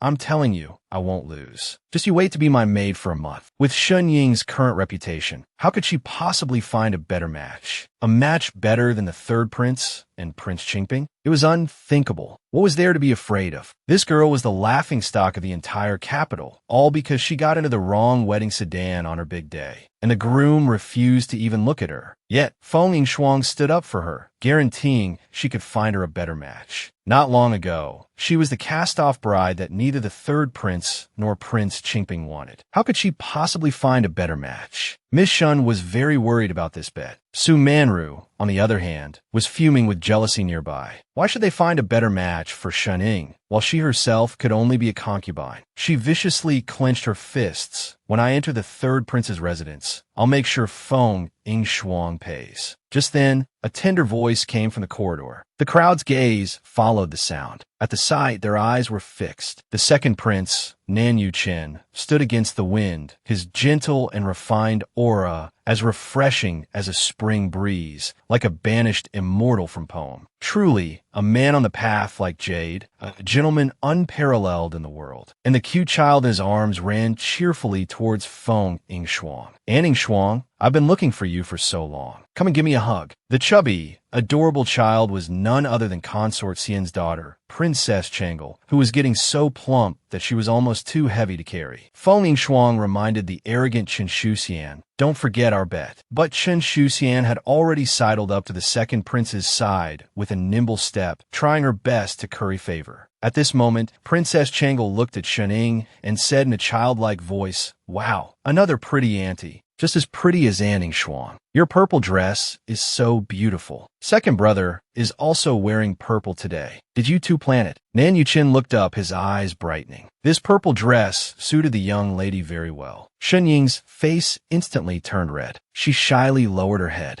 Chen Shuxian was very displeased. What right did this wretched Shen Ying have to speak with the second prince? She immediately exposed Shen Ying for getting into the wrong wedding sedan, a woman married to two men, a notorious figure in the capital. Hearing this, Nan Yuchen spoke faintly. Rumors are just spread by outsiders. Miss Shun, you have done nothing wrong. There's no need to mind others' opinions. Like a lotus that emerges from the mud, yet remains unstained, how can one tell if it is pure or not? Shen Ying's gloomy face regained some of its bright color. To emerge from the mud, yet remain unstained, cleansed by pure ripples, yet not seductive. My heart is like a lotus. Thank you, second prince, for your guidance. A hint of admiration flashed in Nan Yuchen's eyes. The chubby little princess, wise beyond her years, couldn't help but laugh and say, "Pretty Annie, let me tell you, my second brother has never praised a girl before. You're the first." Seeing this, Chen Shuxian was about to explode with anger. She had intended to slander Shen Ying, but instead, the wretched woman won the second prince's praise just by reciting a line of poetry. Hadn't she just shot herself in the foot? It was Feng Yingshuang who stepped forward to suggest, "Your Highness is renowned for cherishing talent. Miss Shun is exceptionally gifted. How about letting her join the poetry society you founded?" The second prince readily agreed. For some reason, whenever he saw Shen Ying, he felt an indescribable fondness and connection, making him very willing to befriend her. Shen Ying was very grateful for Feng Yingshuang's help. But on the side, Feng Yingshuang's two-faced best friend clenched her handkerchief tightly that I'm supposed to be her best friend. Why does she always stand up for Shen Ying? It's unfair, so unfair. Two princes were pursuing the same girl, and they nearly came to blows over it. As Feng Yingshuang arrived at the palace banquet, the third prince, Nan Yutian, waved to her Da Shuanger, "Hurry over. I've saved a seat for you." In her past life, Nan Yutian had said the same words to her with such gentleness. But in the end, her beloved sister, Consort Xian, was framed, thrown into the cold palace, and died a miserable death. Today, she absolutely could not repeat the mistakes of her past life. Just then, Feng Yingshuang sensed a cold presence behind her. A tall, slender figure wearing a Langya mask. She knew him all too well. It was the husband of convenience she had found for herself, Prince Qingping Junmachin. Without any hesitation, in front of everyone, he grabbed Feng Yingshuang's hand. His white robes and her red gauze skirt became entangled, inseparable. In a tone that brooked no refusal, Prince Qingping said, "My dear consort, come here to me." His words drew the attention of countless people. This was the first time Prince Qingping had ever attended a harem banquet. Could he have come specifically for Feng Yingshuang? Feng Yingshuang felt a headache coming on. Seeing that the two princes were about to clash again, she quickly pulled her hand from Junmachin's grasp. She couldn't afford to offend either of them right now. She had to find someone of high status to reasonably defuse the situation. So she walked over to the young Princess Changle and sat down. "Aunt Changle, how about I keep you company today?" A faint smile touched the corners of Prince Qingping's eyes. That M.Y. consort is quite clever. On the surface, Nan Yutian said nothing, but inwardly he cursed, "That bitch. How dare she embarrass me in public? I'll make you pay for this later." His Majesty, the Emperor, arrives. Accompanied by the high-pitched announcement of a eunuch, the Emperor took his seat, accompanied by Consort Xian. The palace banquet soon began. Chen Shuxian took the stage to perform a ribbon dance. Her figure was as graceful as flowing water. As she danced, the colorful ribbons seemed to come alive, capturing the gaze of everyone present. Every glance she cast was filled with affection for Nan Yuchen, hoping to draw his attention. The second prince, Nan Yuchen, did not respond. However, the third prince, Nan Yutian, was staring at Chen Shuxian, his eyes filled with a look of utter fascination. It was truly hard to watch. Feng Yingshuang lowered her head in embarrassment. What on earth was she thinking in her past life to believe the third prince was devoted and faithful, hopelessly in love with her? Du Manru sat beside Nan Yutian, staring at him with a look of helpless longing. At this banquet, the emperor had decreed that the young lady from a noble house who gave the best performance could make one request. In her past life, Chun Shuxian had one, and she had brazenly requested to marry the second prince. Given the power and prestige of the Duke Qin's household, the emperor granted her request. This life, Feng Yingshuang would not let her succeed. As the performances went on one by one, Feng Yingshuang exchanged a look with Shening. Then, she walked onto the stage and bowed. Clearly, everything was ready. Feng Yingshuang gently plucked the strings, and a clear melody flowed forth, like a stream rushing through the hearts of the audience. Accompanied by the beautiful music, a graceful figure in a white dance costume emerged from behind screen. A white veil concealed her face, but it could not hide her profound and exquisite aura. Feng Yingshuang's music began like a trickling spring. Then suddenly the tempo swelled, evoking the image of standing atop a high mountain, gazing upon endless peaks. The woman's movements suddenly quickened, matching the rhythm seamlessly. All at once, the woman in white leaped into the air. Her wide white sleeves seemed to lengthen, transforming into long silk ribbons that dipped into a basin of ink. With a flick, specks of ink splattered onto a white screen. She was painting with her dance. Every sweep of the silk ribbons painted the screen with vibrant colors. The expressions of the crowd grew increasingly amazed. Even the second prince, Nan Yuchen, watched without blinking, afraid of missing a single moment. Everyone's eyes were fixed on the beautiful dancer in white. Only one person's gaze remained fixed on Feng Yingshuang. The screens continued to turn, each revealing an exquisite masterpiece. At this moment, Chun Shuxian was biting her lip and grinding her teeth in resentment. No matter how unconvinced she was, she couldn't say a word. It wasn't just her. Everyone gasped in amazement. It was simply too beautiful. The scenery was beautiful, the painting was beautiful, and the dancer was beautiful too. With a single stroke, a phoenix welcomes twin fish. Shun Ying bowed gracefully. This piece, High Mountains and Flowing Water, is dedicated to Your Highness, Consort Xian. I wish Your Highness a joyous birthday. Consort Xian was clearly so moved she was at a loss for words. The emperor shot to his feet and led the applause. What a magnificent High Mountains and Flowing Water. We have truly been enlightened today. You are the undisputed champion. We will certainly reward you handsomely. A hateful glint flashed in Chen Shuxian's eyes. She had worked so hard for so long, all to win the championship today and marry the second prince. Now, Feng Yingshuang had single-handedly destroyed it all. If the emperor hadn't been present, she would have wanted to rush up and tear Feng Yingshuang to pieces. A dance within the music, a painting within the dance. Miss Shun and Feng Yingshuang's collaboration was a magnificent display, winning the championship in one fell swoop. Feng Yingshuang's goal was to elevate Shun Ying completely, to make everyone forget the malicious rumors that had been heaped upon her, to make her shine, to become an object of adoration sought after by those princes and noble sons. After winning the top prize, Shun Ying did not make any requests of the emperor. This made the emperor regard her with even greater favor. As the palace banquet was drawing to a close, a shocking storm that would threaten the imperial power was about to unfold. Feng Yingshuang's most beloved elder sister, Consort Xian, would be framed for the crime of poisoning the crown prince, stripped of her title by the emperor, and thrown into the cold palace. The crown prince was the only child of the late empress. He was also the emperor's most beloved son. The late empress was the love of the emperor's life. Even though she had passed away many years ago, the emperor still couldn't forget her and had not appointed a new empress. Therefore, even though the crown prince was of mediocre talent, he was still a precious treasure in the emperor's heart. If his beloved son were to be poisoned to death, it would undoubtedly unleash the emperor's fury. At this moment, Nan Yutian and Consort Li exchanged a glance. Consort Li stood up and said with a smile, "This servant has heard that Sister Consort Xian is skilled at brewing wine. Today, might we be so fortunate as to join His Majesty in tasting the fine wine our sister has brewed herself." Consort Xian's skill in winemaking was superb, a fact known throughout the palace. Her osmanthus wine was especially famous. Even the emperor would drink a few cups whenever he visited her. Since Consort Li had made the request, Consort Xian naturally would not refuse. But at this moment, Feng Yingshuang's expression changed. Her nerves tensed. It was starting. In her past life, It was precisely because Consort Li had brought this up that Consort Cien had arranged for her maids to pour a cup of osmanthus wine for everyone. After drinking the osmanthus wine, the crown prince was immediately poisoned and died. Then, all fingers pointed to Consort Cien as the murderer. The osmanthus wine was personally brewed by Consort Cien. The ones who poured the wine were also Consort Cien's maids, so she naturally could not clear her name. Besides, so many others drank the wine and were fine. Why was it that only the crown prince was poisoned to death after drinking it? Wasn't the motive clear? Consort Cien wanted to kill the crown prince. Consort Cien had no way to defend herself. The palace maids first poured wine for the emperor, then, following protocol, poured a cup into everyone's goblet. Ying Shuang noticed closely that when the wine was being poured for crown prince Nan Yuqing, the palace maid seemed to make a slight movement at the neck of the wine pot. A sinister glint immediately appeared in her eyes. So there really was something wrong with that palace maid. She was from Consort Cien's palace, yet she was helping others to frame her mistress. Finally, the wine had all been poured. After everyone expressed their thanks, they prepared to raise their cups. Just as the crown prince was about to drink the poison wine, Feng Yingxuang suddenly stood up and shouted, "Wait!" All eyes were drawn to her. Feng Yingxuang had no choice but to speak. This humble girl just suddenly remembered that I have yet to offer a few auspicious words. It feels incomplete, so I wanted to take this opportunity to congratulate His Majesty and Her Highness Consort Cien, and wish that your love may bless you with several more young princes. So that was it. Everyone was aware of her relationship with Consort Cien, so it was understandable for her to be a little eager. Others wished for such an opportunity to curry favor, but couldn't get one. After speaking, Feng Yingxuang turned to return to her seat. As she passed by the crown prince, she suddenly let out a startled, "Ayo." She had accidentally stepped on the hem of her own dress, causing her to stumble towards Nan Yuqing. As she bumped into him,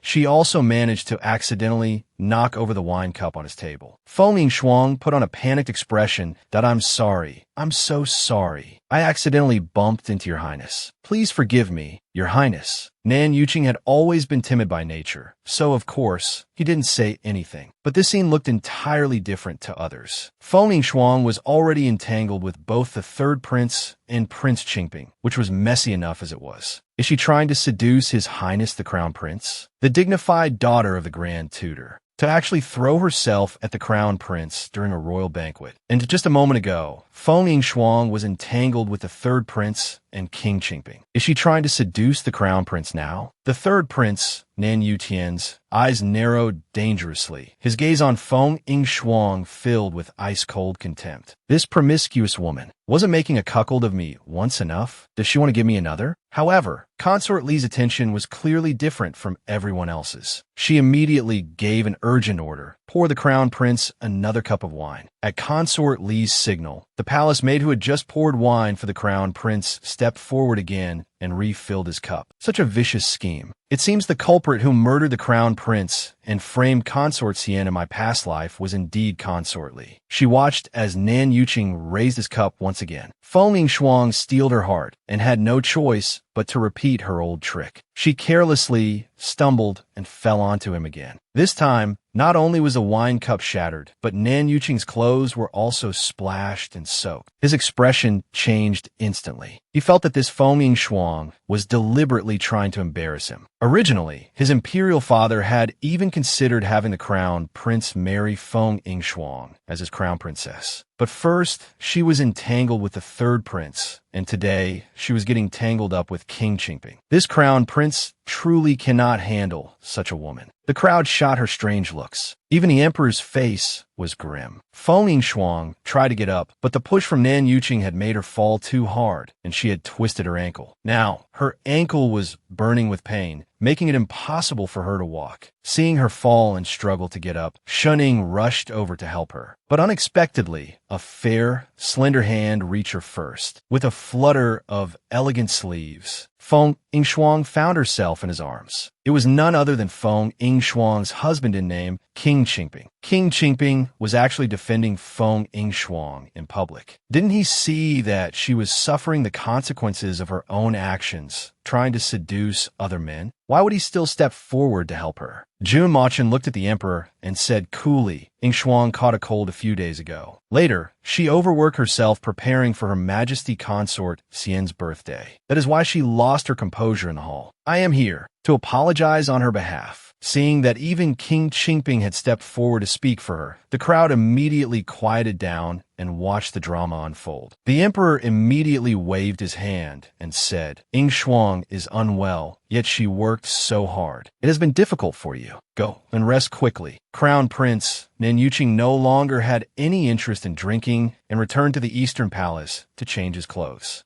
Seeing the crown prince leave, Feng Yingshuang finally breathed a sigh of relief. As long as he didn't die here, it would be fine. Even if he were to drop dead after returning, it would have nothing to do with Consort Xian. Consort Xian's crisis was averted. She would end up being framed for murdering the crown prince like in her past life. With this, Feng Yingshuang was finally at ease. Yingshuang is unwell. This king will take her back to the Grand Tutor's residence first. We take our leave. After saying this, Jun Machun directly led Feng Yingshuang away. Everyone subconsciously glanced at Nan Yutian's face. His expression was dark and sullen. Being made a cuckold time and time again certainly couldn't feel good. However, his frustration at this moment was not just because of that. After the palace banquet ended, the others left one by one. Shining had just stood up when she was called to a halt. She saw the second prince, Nan Yuqian, with a gentle smile, his handsome face captivating. Miss Shun, it might be dangerous for you to return alone. Why don't I escort you? Shining blushed slightly. I wouldn't dare trouble your highness. I can go back by myself. It's no trouble. This prince is also returning to his residence. We are heading in the same direction. Let's go together. Shining had no choice but to agree. As she left with Nan Yuqian, she was met with the envious glares of countless noble ladies. What virtues or abilities did she possess? Her background wasn't even prominent, yet she received a personal invitation from the second prince. Everyone knew that the second prince had always been ascetic and aloof, with no women by his side. Shining was the very first. Feng Yingshuang had just thrown herself at the crown prince, yet King Qingping defended her in public. One would have thought the matter was over. Unexpectedly, she was about to face her husband's punishment. Feng Yingshuang was carried out of the imperial palace. Then, she was placed inside the horse-drawn carriage. The carriage moved along, but the two of them sat in silence. Since Jun Machun wasn't speaking, Feng Yingshuang had nothing to say either. She didn't feel the need to report everything she did to Jun Machun. Besides, she hadn't done anything to feel guilty about. Seeing that they were about to reach the Grand Tutor's residence, Feng Yingshuang prepared to get up, when she was suddenly pulled in by a large hand, and her entire body fell onto Jun Machun. What are you doing? Jun Machun's eyes were deep and dark.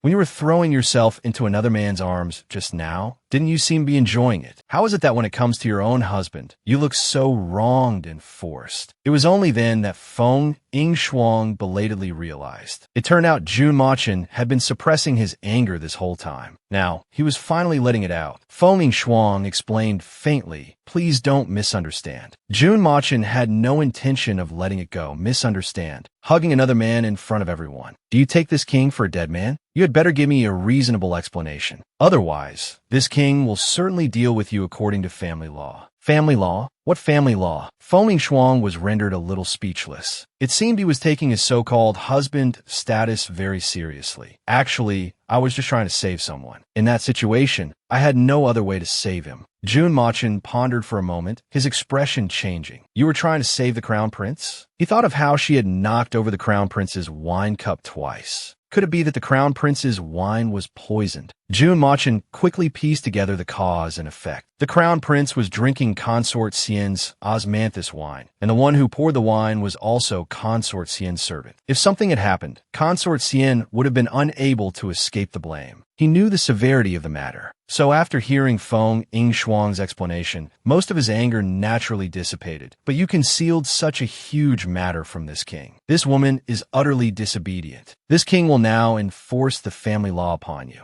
What? Hadn't she confessed to get a lighter sentence? Why did he still want to punish her? Is this man reasonable at all? Before Feng Yingshuang had time to react, she was pulled tightly into his arms. He pressed her body down onto the soft seat of the carriage. Then a fiery kiss stole all her breath. It was only at this moment that she understood what the so-called family law actually meant. In the end, Feng Yingxuang was carried out of the carriage by Jun Machin. When she got off, her face was crimson, her breathing was unsteady, and she buried her head deep in his chest, completely still. The man holding her was clearly in a great mood. It was as if he had gained some great benefit. It wasn't until Ruo Shui came in to attend to Feng Yingxuang's bath that Feng Yingxuang's face was still red. Her already beautiful face, under the glow of the lamps, looked even more delicate and charming. Feng Yingxuang was almost killed today. Consort Li is the most vicious consort in the entire harem. At this moment, she was at her dressing table. In the current harem, the emperor only has eyes for Consort Xian. Originally, Consort Li had wanted to poison the crown prince and frame Consort Xian, killing two birds with one stone. Unexpectedly, Feng Yingxuang ruined her plan. The crown prince is mediocre and incompetent, but as long as he is alive, the emperor will never pass the position of heir apparent to anyone else. Nan Yutian swore resentfully that he would definitely find another chance to assassinate the crown prince. On the other side, Feng Yingxuang was also trying to find a way to take down Nan Yutian and uproot his power. Relying on the unique advantage of her memories from her past life, Feng Yingxuang arrived early at the Prince of Qingping's mansion, wanting to plot with Jun Machin. But unexpectedly, a woman in a blue martial arts uniform rushed in like an arrow. In the next second, the woman's expression changed drastically. The sword in her hand, not yet fully drawn, thrust straight towards Feng Yingxuang's heart. "Hussy, you dare seduce the prince? I'll kill you." The person who arrived was the Prince of Qingping's trusted guard, Yue. The Yue siblings grew up with the Prince of Qingping and were his core confidants. It all happened too fast. Feng Yingxuang had no time to react. In the nick of time, Jun Machin had already lunged forward and grabbed the blade. Fresh blood immediately gushed out, dripping continuously down the sword's edge. Seeing Jun Machin injured, Yue panicked. "Your Highness, are you all right?" Jun Machin furiously reprimanded her. "Insolence. For assaulting the princess consort, you will receive 20 lashes. Get out." "What? Princess consort?" The prince has a new princess consort. She had only been away from the capital for a month, and another woman had appeared in the mansion. Yue felt wronged and terrified. The prince was treating her this way for a woman. Damn it. She would make sure Feng Yingxuang became the 8th dead consort in this mansion. Let's see what fate she has to dream of touching the man she loves. After Yue left, Jun Machin stopped Feng Yingxuang. "Come inside and help this king clean the wound. There is medicinal powder in the study." Feng Yingxuang was very cooperative, finding the medicine, bandaging the wound, and serving tea and water. Jun Machin watched her bustling about for him and couldn't help but feel a sense of gratitude. He grabbed Feng Yingxuang's hand. "The matter you asked of this king earlier, this king will consider it carefully. However, you see my hand is injured. As this king's princess consort, you are to come and change my bandages every day from now on. How about it?" Feng Yingxuang wanted Jun Machin to expose Nan Yutian's crime of secretly raising an army. She certainly couldn't let Grand Tutor Feng get involved himself, as that would undoubtedly bring harm to the Feng family. Besides, Jun Machin holds the military power of Southern Chu. If Nan Yutian were to ascend the throne in the future, he would surely not tolerate him. Therefore, Nan Yutian is Jun Machin's natural enemy.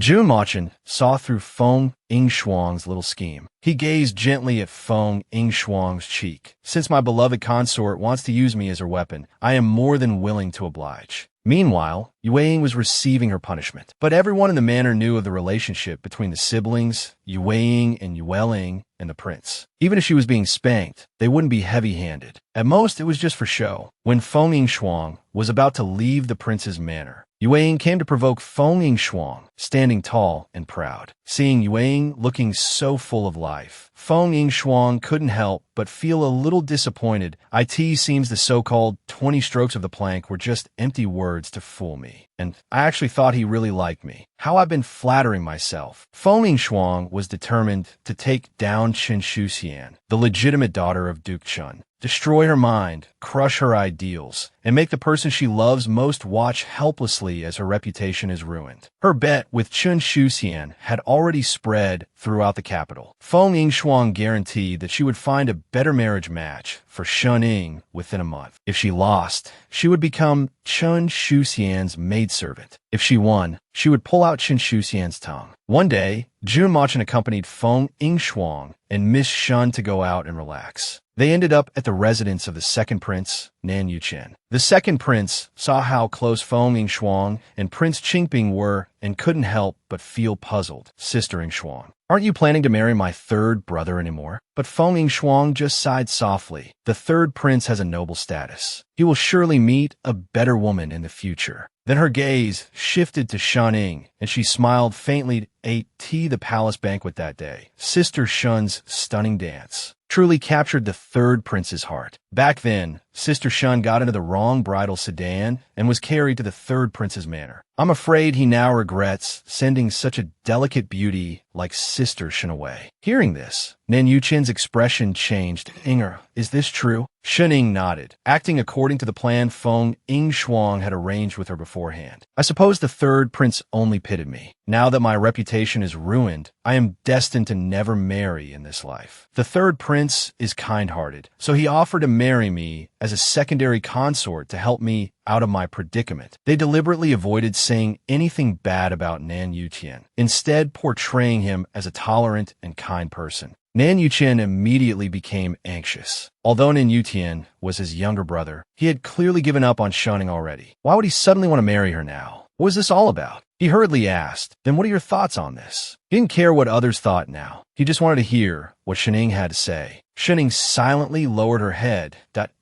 My reputation is ruined. I have decided to spend the rest of my life in a nunnery, being filial to my parents. How could I dare to aspire to marry the third prince? When Nan Yuchen heard she intended to become a nun, he threw all caution to the wind. He suddenly stood up and took Xin Ying's hand out. Inger, how could you have such thoughts? A wonderful woman like you deserves to be cherished. Why don't you marry me? A triumphant smile flashed in Feng Yingshuang's eyes. It seemed her guess was spot on. This was the power of love. Xin Ying was completely stunned, never expecting him to say such a thing. She blushed and nervously pulled her hand back. In her eyes, the second prince was someone to be admired from afar, completely out of her reach. Her first reaction wasn't shyness, but panic and bewilderment. Nan Yuchen didn't give up. Instead, he stepped closer to her, looking at her with deep affection. You are the first woman to show me what it feels like to have my heart stirred. That day, your stunning dance was deeply engraved in my heart, and I can't get it out of my mind. I have also kept your painting and hung it in my study to admire every day. Whenever I look at it, your every frown and smile flashes through my mind. I have never felt this way before. The handsome and noble man made a heartfelt confession, and romance filled the air. Originally, Nan Yuchen hadn't planned to confess so soon, but hearing what Feng Yingshuang said gave him a sense of crisis, and he feared it would be too late if he didn't speak up now. A faint blush appeared on Shun Ying's face. Nan Yuchen said excitedly, if you become my princess consort, I will definitely protect you. What? This sentence made Shun Ying's heart race even faster. Not only did he want to marry her, but as his principal consort, one must know that countless women didn't even qualify to enter the second prince's manor as a concubine, let alone the sacred position of princess consort. Seeing Shun Ying at a loss, Feng Yingshuang couldn't help but chuckle. Sister Shun, you know, in all the years I've known Brother Yuchen, this is the first time I've seen him so attentive to a woman. I can guarantee he would be the best husband in the world. If you could marry him, it would truly be a blessing earned over lifetimes. He said it so casually, not knowing that a pair of eyes was watching him intently from behind. What do you mean, the best husband in the world? Am I not good enough for you?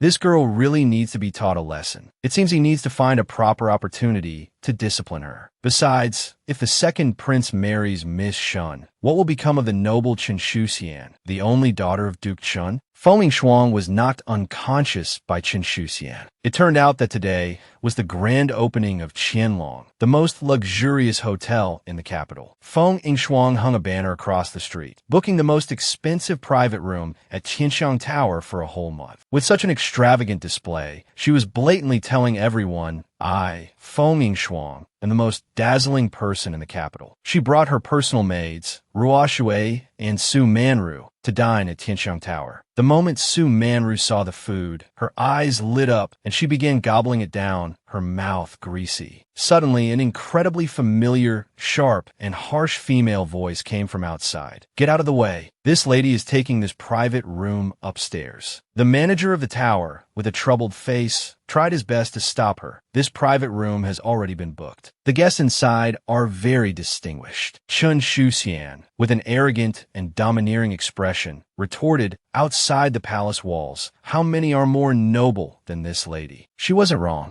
Duke Chun was a pillar of the state, the second most powerful figure who had long stood as a rival to Grand Preceptor Feng. With a kick, Chun Shuxian smashed the door open. She saw the noble and beautiful Feng Yingshuang sitting there coldly. "God, it's you." Chun Shuxian remembered the humiliation Feng Yingshuang had subjected her to at the palace banquet. Moreover, she had caused the second prince to take an interest in Shening, that vixen. She couldn't help but tremble with anger, wishing she could lunge forward and scratch Feng Yingshuang's face. Feng Yingshuang's eyes were full of mockery. "I was wondering who was shouting outside. So it's Miss Chun making such a scene. Did Duke Chen not teach you what manners are? How could Chen Shuxian tolerate such humiliation?" She immediately retorted, "No matter how ill-mannered I am, it's better than someone who pretends to be pure and innocent on the surface, but is actually promiscuous and more shameless than a woman from a brothel. Or was this fickle nature of yours taught by your grandfather, Grand Preceptor Feng? If that's the case, Grand Preceptor Feng is truly disrespectful for his age." This was no longer a quarrel between two women. It had escalated into a conflict between two families. The commoners present trembled as they listened, not daring to breathe. Feng Yingshuang's willow-like brows furrowed. She swiftly slapped Chen Shuxian across the face. The next second, a fiery pain spread across Chun Shuxian's cheek. The sole daughter of the Duke's mansion, slapped in front of everyone. This was an utter disgrace. Chun Shuxian exploded. "Feng Yingshuang, I'll fight you to the death today." Without another word, Chen Shuxian charged forward, desperately pulling at Feng Yingshuang's hair and trying to scratch her face. Then, she landed a hard slap on Feng Yingshuang's face, so forceful that a trace of blood trickled from the corner of her mouth. Feng Yingshuang continued to glare at her, her eyes blazing with fire. Slap. Another vicious slap. Chen Shuxian used all her strength, so much that her hand went slightly numb. "You and that Shunning are both sluts. How dare you have designs on the second prince? Let me tell you, the position of second princess is mine. That slut Shunning is not worthy at all." She decided to deal with Feng Yingshuang first today. Then she would deal with Shunning to let them know the price of provoking her. She had been completely consumed by rage, utterly disregarding the consequences of her actions. 2 more hard slaps followed. Then she pushed Feng Yingshuang to the ground. Ruo Shui was stunned. She quickly rushed forward to help her lady. Meanwhile, the two-faced friend Su Manru tried to make herself inconspicuous, staying out of it as if it had nothing to do with her. A moment later, a deafening crash came from outside. The door to the private room was shattered into countless pieces. Who has the audacity to strike this prince's consort? Chen Shuxian turned her head and saw a tall, stately figure in black, his face covered by a ferocious bronze mask, like a judge from hell. Her heart leaped in fear, but following him was another figure in purple. When he entered and saw the scene, a clear look of shock and disbelief flashed in his eyes. It was the man Chen Shuxian loved most, the second prince, Nan Yuchen. Feng Yingshuang was truly ruthless. To ensure the second prince could smoothly marry Shaning, she didn't hesitate to use a self-harm ploy to provoke Chen Shuxian into attacking her. What were a few slaps in comparison? In her previous life, she had already suffered all kinds of torture from Nan Yutian and Su Manru in prison. Her 10 fingers were even broken one by one. Now, just by enduring a few slaps, she could sever Chen Shuxian's path to marrying the second prince, Nan Yuchen. Feng Yingshuang was more than willing to make this deal with such a high rate of return. Zhu Machen kicked the door open. Seeing Feng Yingshuang collapsed on the floor, his heart ached. He carefully gathered her into his arms, his entire being radiating an incredibly menacing and dangerous aura. Chen Shuxian clearly felt that this man wanted to kill her. Sensing that things were taking a bad turn, Nan Yuqin quickly stood in front of Jun Machin. I will definitely report this matter to my father, the emperor. Please, Prince Qingping, calm your anger. In any case, Chen Shuxian is the only daughter of Duke Chun. Taking her life would undoubtedly lead to an irreversible situation. Prince Qingping restrained his anger. He swiftly dealt Chen Shuxian a few blows and then hurriedly left with Feng Yingshuang in his arms. After the doctor had seen her and everyone was dismissed, Jun Machin said softly to the girl on the bed, "Everyone's gone now. Get up." After a quarter of an hour of silence, his beloved girl remained motionless. Jun Machin gently lifted her chin. Has my consort truly fainted? In that case, kissing my own princess consort wouldn't make me a lecher, would it? As he spoke, he leaned in with a mischievous smile. Feng Yingshuang on the bed quickly covered her mouth. Oops, I've been exposed. She shot up in embarrassment. Was my acting that bad? Jun Machin smiled faintly. You are indeed a very good actress. It's only Chen Shuxian. My consort, don't act like this in the future. It makes my heart ache. Feng Yingshuang's heart seemed to have been touched. She let go of her previous pretense and, for the first time, softly drew close to the man rumored to be cold-blooded and ruthless. And what about you, your highness? Was your anger just now an act as well? Hearing his beloved consort ask this for the first time, Jun Machin couldn't hide the smile at the corners of his mouth. He suddenly pressed down, pinning Feng Yingshuang beneath him. To think I've made my princess consort harbor such doubts. That is my fault. I need to prove my intentions. After speaking, he swiftly closed in on Feng Yingshuang's red lips, looking as if he was about to kiss her. The heated air swirled between them. Feng Yingshuang's heart began to pound violently. The overwhelming kiss she had imagined never came. Jun Machin only placed a gentle kiss on Feng Yingshuang's forehead, his expression one of utmost sincerity. He gazed deeply at the girl he loved. I have given my entire heart to you. Can you not feel it? Feng Yingshuang understood his sincerity, but said nothing. She stubbornly shook her head. We are merely in a cooperative relationship. The reborn Feng Yingshuang had always spoken in a cold and ruthless manner. It was hard to tell if she was truly heartless or just being contrary. Jun Machin didn't press her any further. The border is in crisis. I must leave the capital for a while. I came this time to bid you farewell. In my absence, my consort, remember not to act rashly. Hearing this, Feng Yingshuang was slightly taken aback. She longed to ask him when he would return and if there would be danger, but the words caught in her throat. The battlefield is filled with blood and slaughter. Life and death are unpredictable. Asking for a return date would only add to his troubles.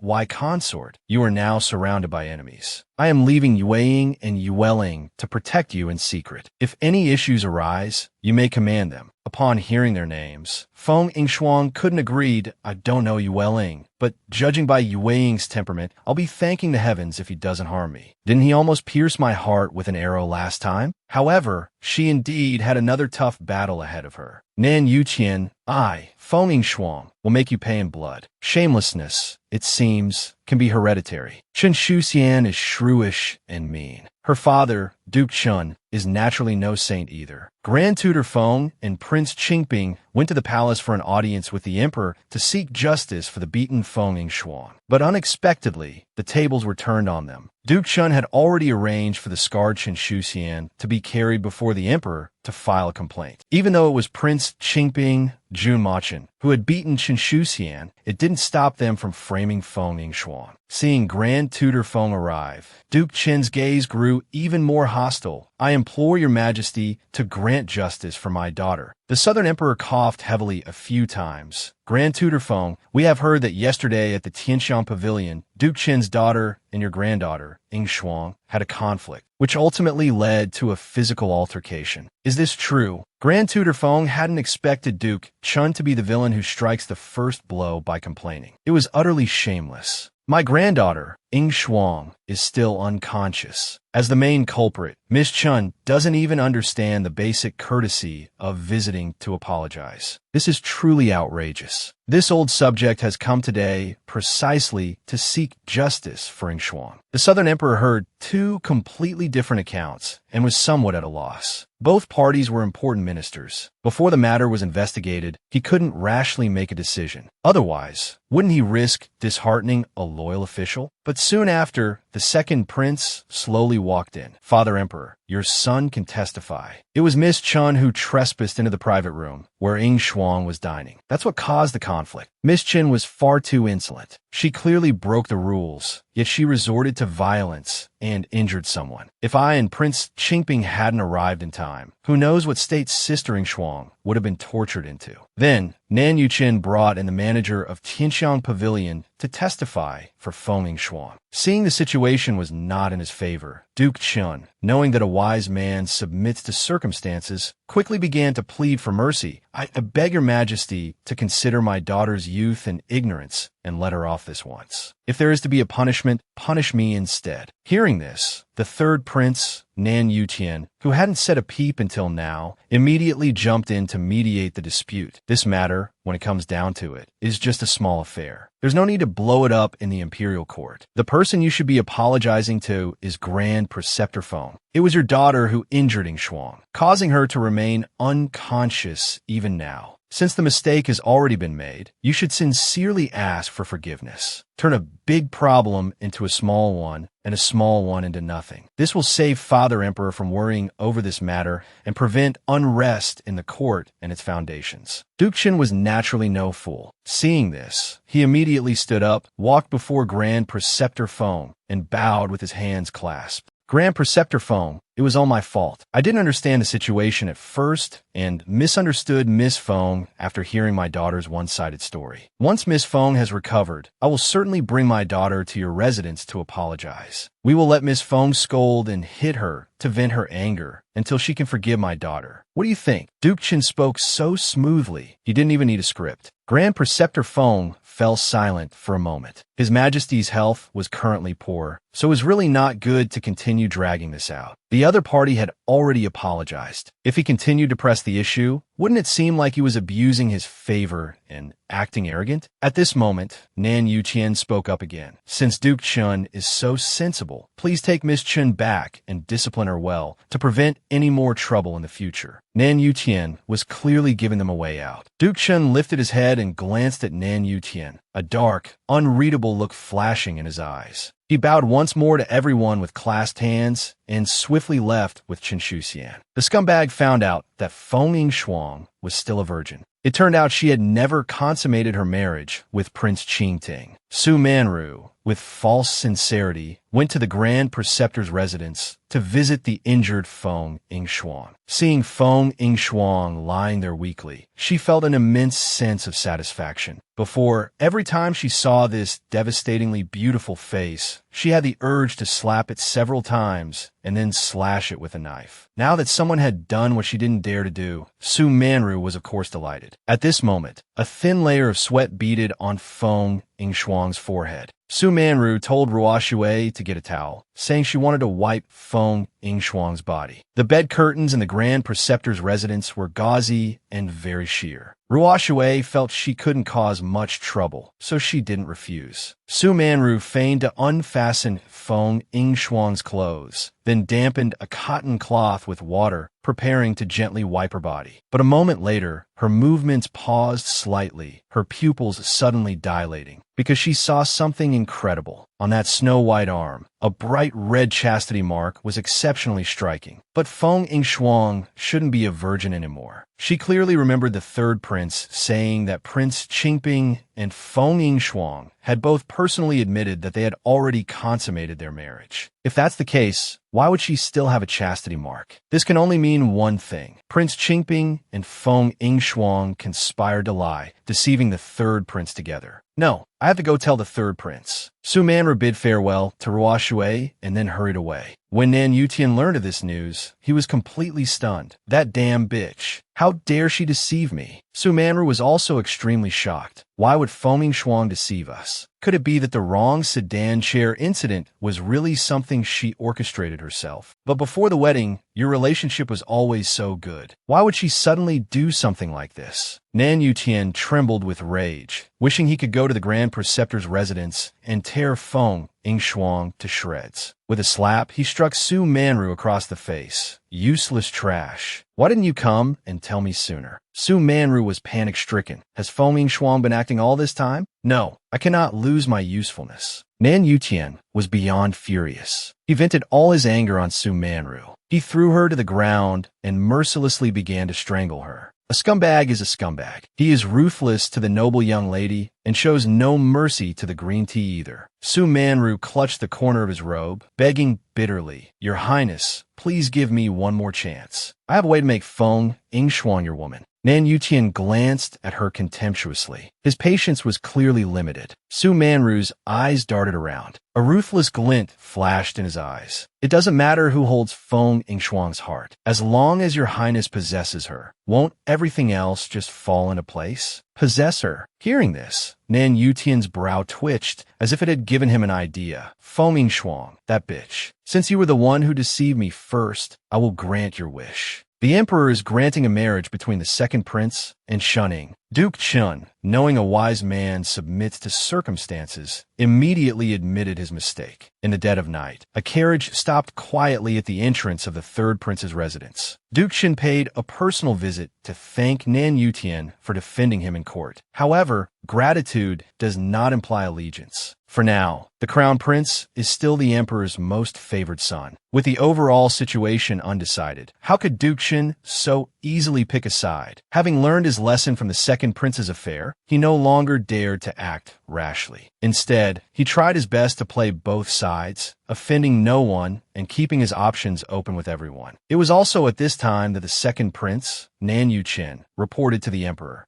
He stated that Shun Ying was the girl he had fallen for at first sight and hoped to marry her as his princess consort, begging his father emperor to grant his wish. Under normal circumstances, out of respect for Duke Chun, the emperor would at most allow Shun Ying to be a secondary consort and would have forced Nan Yuchen to first marry Chen Shuxian as his primary consort. But now, with Chen Shuxian's reputation in tatters, it was understandable that the second prince was unwilling to marry her. At this moment, the Duke Chen residence was in chaos. Chen Shuxian was heartbroken, throwing a massive fit. "All of you get out. The second prince is going to marry that bitch Shunning. What's the point of me living anymore?" Duke Chen's eyes were filled with pain. "There are plenty of men in the world, my daughter. Don't do anything rash." Chen Shuxian became even more hysterical. "Why did this happen? Why does the second prince want to marry that bitch Shunning? I was here first. I've loved him for so many years." Duke Chen had no choice but to bring up the emperor. The imperial edict has been issued. There's nothing father can do. Chen Shuxian continued her tantrum that "I don't care. I must marry the second prince. As long as I can be by his side, I'm willing to be just a secondary consort, even a concubine." What a joke. How could the precious daughter of the Duke's residence be reduced to being someone's concubine? Duke Chen himself would never agree. "Silly child, can't you see? The second prince doesn't like you at all." That day, in front of the emperor, he even helped Feng Yingxuan kick you while you were down. "You've loved him for so many years, and I have repeatedly expressed my desire to pledge allegiance to him. It's one thing for him to not appreciate it, but now he harms us like this." Duke Chun now hated the Feng family, the prince of Qingping, and the second prince to the bone. Although Chen Shuxian was willful and spoiled, she wasn't a complete fool. She understood what her father was saying. But how could the feelings she had harbored for so many years be let go so easily? Now, after her father's wake-up call, her love immediately turned to hate. She hated those who stood in her way, preventing her from getting her heart's desire. She would have her revenge and make sure none of them had a good day. Duke Chen reminded her at the right moment. "Father has already promised that after Feng Yingxuan awakens, I will bring you to her door to apologize. If we fail to do so, we will be guilty of deceiving the monarch." Chen Shuxian's eyes widened. "You want me to apologize to that bitch Feng Yingxuan? Impossible. If she hadn't caused all this trouble, how would I have ended up in this situation? I wish I could just kill her, eat her flesh, and drink her blood. But if we don't apologize, the Feng family will surely not let this matter rest." Chen Shuxian's fingers clenched into tight fists, the veins on the back of her hands bulging. After an internal struggle, she coldly uttered a sentence. "Father, I want to marry the crown prince." "What?" Feng Yingxuan wants to rip out the evil woman's tongue. One day, the entrance to the Grand Tutor's residence was bustling, with many commoners gathered and whispering among themselves. Duke Chen gave Chen Shuxian a look, signaling her to hurry up and apologize. Chen Shuxian reluctantly stepped forward and said in an icy tone about what happened that day. "I'm sorry. Is this her so-called apology? It's utterly ridiculous. If I were to stab you a few times right now and then just say sorry, would you be able to forgive me? Chun Shuxian glared at her. Foaming Shuang, don't go too far. I've already apologized. What more do you want? Besides, aren't you standing here perfectly fine? Don't forget, you were the one who struck first. I haven't even settled the score for that slap you gave me. Insolence. Grand Tutor Feng, who had been silent until now, slammed his hand on the table. If you have no sincerity in your apology, then let's handle this officially. With Miss Chen's crimes of bullying others under the Emperor's nose and ordering an assault, I'm afraid a few years in prison will be unavoidable. Chun Shuxian trembled with fear. The situation was clear. If she didn't behave, she would be facing prison time. Chun Shuxian steeled herself, then knelt on the ground. Foaming Shuang, I was wrong about what happened that day. I'm sorry. Foaming Shuang let out a light laugh. Since Miss Chan admits to hitting me, it's time to return the favor. What? Chun Shuxian shouted angrily. Foaming Shuang, you just want to see me make a fool of myself, don't you? This lady will grant your wish today. She raised her hand and slapped herself hard across the face. Just from the sound, one could tell the force of the slap was not light. Soon, 5 red marks appeared on her cheek, a shocking sight. Duke Chen watched her with a pained heart, but he couldn't step forward to stop her. Foaming Shuang, are you happy now? I'm paying back everything I owe you today. In a frenzy, she kept slapping her own face hard, one crisp sound after another. In the end, even the Feng family couldn't bear to watch any longer. But Foaming Shuang didn't even blink. Finally, Chun Shuxian's face was as swollen as a pig's head. This time, the Duke's mansion had truly lost all face. Duke Chin was both angry and heartbroken. He just wanted to leave this place quickly. But at that moment, a cold, demonic voice spoke up again. Miss Chun, surely you haven't forgotten the bet we made that day, have you? As she spoke, she ordered a maid to bring a dagger that glinted coldly. The loyal Ruo Shui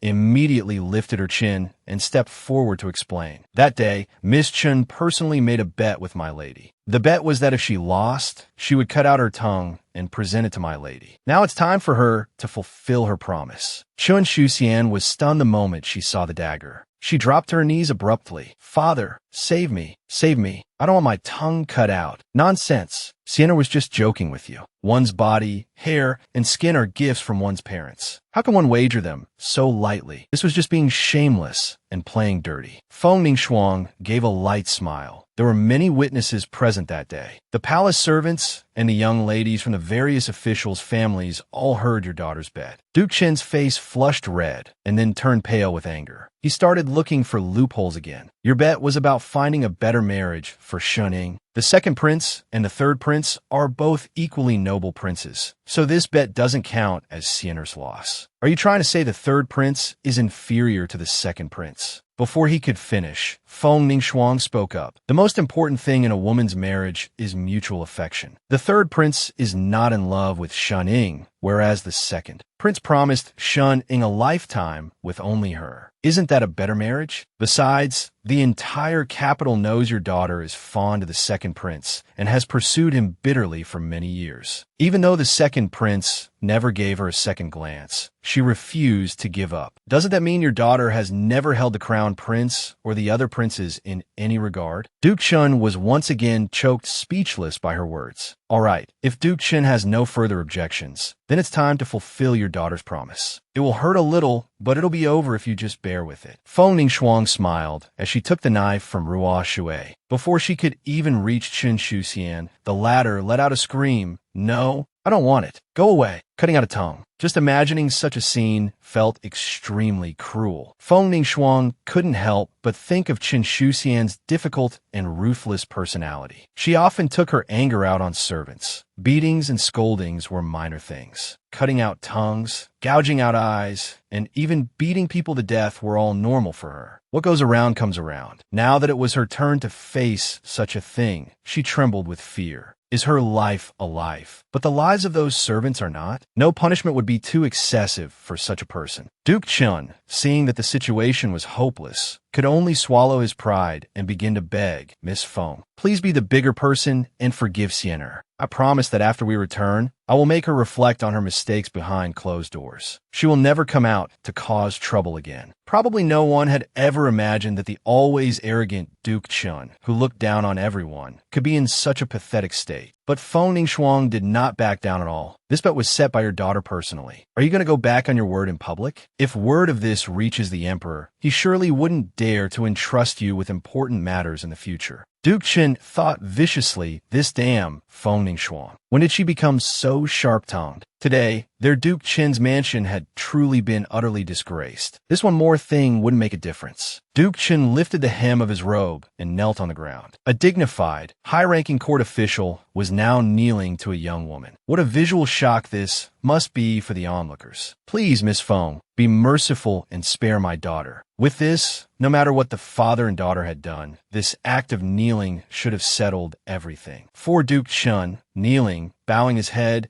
and enduring humiliation was probably more painful than being killed. But Feng Ningxuang would never forget, even in death. In her past life, the one who framed and pushed their Feng family to ruin was precisely this Duke Chun before her. Today's events were merely the beginning. She was just giving him a small punishment. She would make them truly feel the taste of falling from a great height. Can you imagine what the god of war, King Qingting, looks like without his mask? The majestic and steep Juesha Palace is located in the secret mausoleum 1,000 miles away. The 3,000 pavilions, built as if suspended in the air, resembled a celestial paradise. High above the azure sky, a figure in white was looking down from the mountain's peak. Not far away, a clear voice called out, "Lord Master, it is time for the briefing." The speaker was the foremost sacred hand of Juesha Palace, the enigmatic Chutan. The figure in white slowly turned. His eyes were like a startling spring, with 3,000 strands of black hair. His handsome face was like that of an exiled immortal from a painting. So beautiful one could not look away. "Lord Master, the Southern Emperor has already chosen a crown princess for his incompetent crown prince. Is the only daughter of the Duke of Chun Shuxian." Jun Machin smiled faintly. The Southern Emperor favors the art of checks and balances and is very wary of the Feng family. He is determined to secure the throne for his precious crown prince. Using the Duke of Chun to keep the Feng family in check was bound to happen sooner or later. It's not surprising. I just wonder how Shuang'er will react when she learns of this. Meanwhile, inside the Grand Tutor's mansion, Feng Ningxuang was concentrating on her needlework. Her maid, Ruo Shui, thoughtfully brought over a bamboo lamp.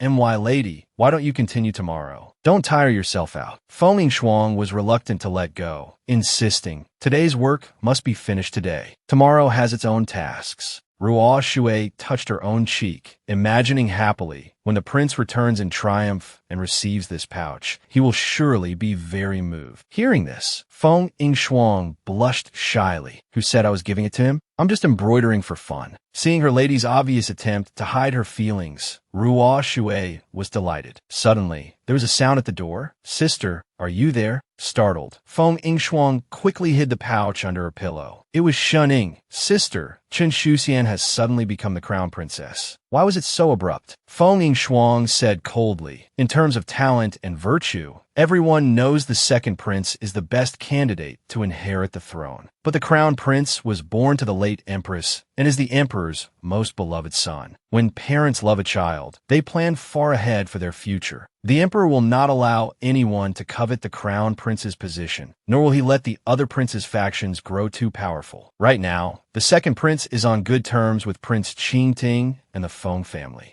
The emperor is naturally eager to find a powerful family-in-law for the crown prince. Therefore, Chun Shuxian is undoubtedly an excellent choice for crown princess." Hearing this, Shining frowned. "I only hope the second prince can be safe and sound. I don't care about any throne." Feng Ningxuang gently comforted Shining, "Silly sister, if only everyone were like you." But she didn't say her next thought aloud. The crown prince holds a high position, but lacks cunning. The third prince, Nan Yutian, considers him a thorn in his side. So, how long Chen Shuxian can hold the position of crown princess remains to be seen. We shall wait and see who has the last laugh. Just then, Ruo Shui hurried in to report, "My lady, the third prince's carriage has arrived. He invites you to the peach blossom forest where you first met to admire the flowers." Shining looked puzzled. From the events of the past few days, she also sensed that the third prince was unfathomable. Sister, it might be dangerous for you to go. Ruo Shui also shook her head repeatedly, asking Shuning to help persuade her lady. Feng Shuang looked back calmly. It has been over a month since the bridal sedan mix-up. To rid myself of Nan Yutian's harassment, I must go in person to expose his true colors. But this trip is fraught with danger, so I specifically asked for your secret help, Sister Shun. With you as my backup, I can make a bold move. This is the most thrilling moment in the entire drama. The scumbag third prince is so vicious. He actually plotted to force his ex-girlfriend to drink poison wine. The place where Feng Yingshuang first met Nan Yutian was in a peach blossom forest on the mountainside of Putuo Temple in the capital. The childhood memory felt like a movie from yesterday. At that time, she was panicked because she was lost. It was Nan Yutian who extended his small hand, gently guiding her. From then on, she developed a fondness for him, little knowing that falling for a scumbag at first sight would ruin her life and lead to a doomed romance. Before long, a figure in blue approached from behind. Nan Yutian looked at her with a gentle gaze and said, "Shuanger, you're here." Feng Shuang was already used to Nan Yutian's affectionate and innocent look, and her heart no longer stirred. She curtsied properly. "Third prince, for what reason have you summoned me today?" Nan Yutian took a step forward. "Shuanger, you've changed. The little girl who used to love acting spoiled with me has become so cold." Feng Shuang was unmoved. People grow up. They learn to see many things they couldn't understand before, don't they? Hearing this, Nan Yutian excitedly grabbed Feng Yingshuang's hand. "Shuang, what's wrong with you? Have you had a change of heart?" The sudden closeness startled Feng Yingshuang. "Third prince, men and women should maintain a respectful distance. Please conduct yourself with dignity." As the two struggled, a blue sachet quietly slipped from Feng Yingshuang's sleeve. On it was clearly embroidered the character June. Nan Yutian caught the sachet. "June, what a gentleman. You've fallen for Jun Machin, haven't you? How dare you betray me like this?" Feng Yingshuang snatched back the scented pouch. "Betray you? There was never anything between us to begin with." But Nan Yutian refused to listen to her explanation, viciously grabbing the wine cup from the stone table. "You forced my hand. Guards!" At his command, two figures in black rushed forward, appearing before Feng Yingshuang. Seeing that things were going wrong, Feng Yingshuang shouted with all her might, "Nan Yutian, what are you doing? You're trying to force me? Are you insane?" Nan Yutian coldly gripped Feng Yingshuang's chin. "Did you think I didn't know you're still a virgin? Since you love to act so much, I'll make your act a reality. After today, you'll truly be a ruined woman. Let's see what Jun Machin thinks of you then." As he spoke, he lifted the wine cup and forced it to Feng Yingshuang's lips. Feng Yingshuang struggled with all her might. "I have to hold on. I have to hold on until Shan Ying brings the second prince to expose Nan Yutian's true colors. Then I can escape." She continued to put on a brave face. "Nan Yutian, if you dare to harm me, my grandfather and father will never let you go." Nan Yutian burst out laughing. "What are you talking about? How could I possibly harm you?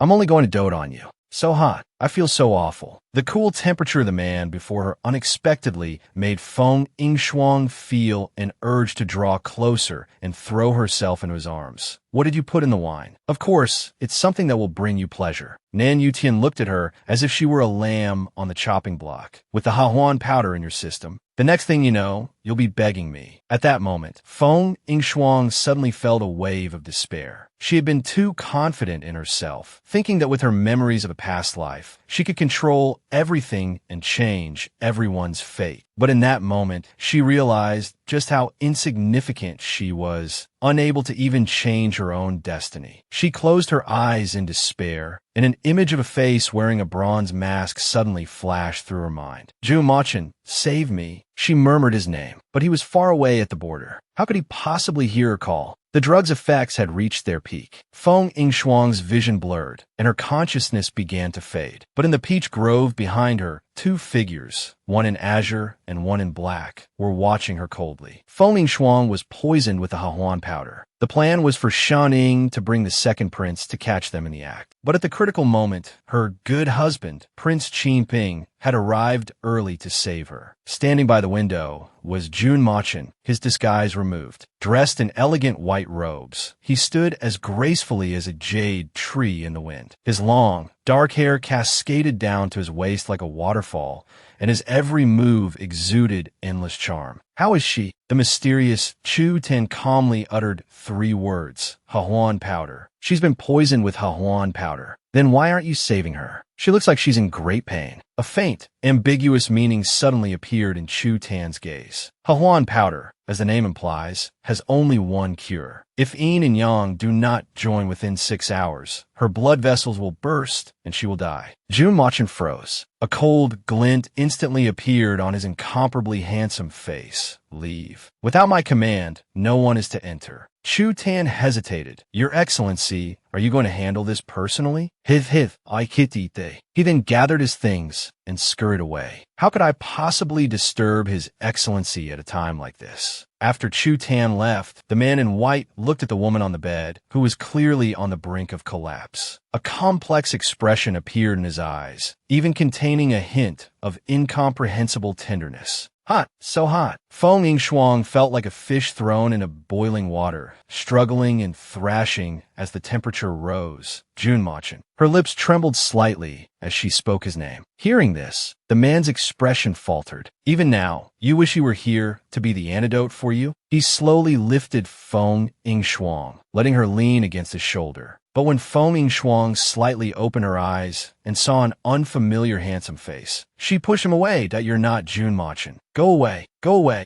But the next second, she was overcome with agony again, her body weak and covered in sweat. The man could no longer restrain himself and pushed Feng Yingshuang down onto the bed. "Remember my name is Qian Yeshua." Passionate kisses fell upon her like rain. The great red candles burned through the night, and burning along with them were 2 feverish, unrestrained bodies. Early the next morning, 2 orioles chirped on a branch. When Feng Yingshuang awoke, she didn't even have the strength to lift a finger. The heat in her body had mostly subsided, replaced by an aching back and sore muscles. Her body felt as if it had been run over by a carriage. The sight made her blush and her heart race. Tears streamed down her face uncontrollably. Helpless despair made her panic. How could he start denying it now, taking advantage, and then playing innocent? Feng Yingshuang quickly looked up. The next second, she saw a devastatingly beautiful face that could captivate all living things. His features were as picturesque as a painting, his skin like ice and his bones like jade. His thin lips were slightly parted, making them look even more delicate and alluring. His flawless, jade-like profile was simply a divine masterpiece, enough to make even a girl like Feng Yingshuang feel utterly plain in comparison. This person looks like a fox spirit. Is he really a man? But her body, which felt like it had been torn to pieces, was a stark reminder of the truth. "You scoundrel, I'll kill you." Thinking of how she had been framed and lost her innocence, Feng Yingshuang was overcome with grief. The man sneered, "The lotus parasol has no antidote. I originally had no intention of saving you,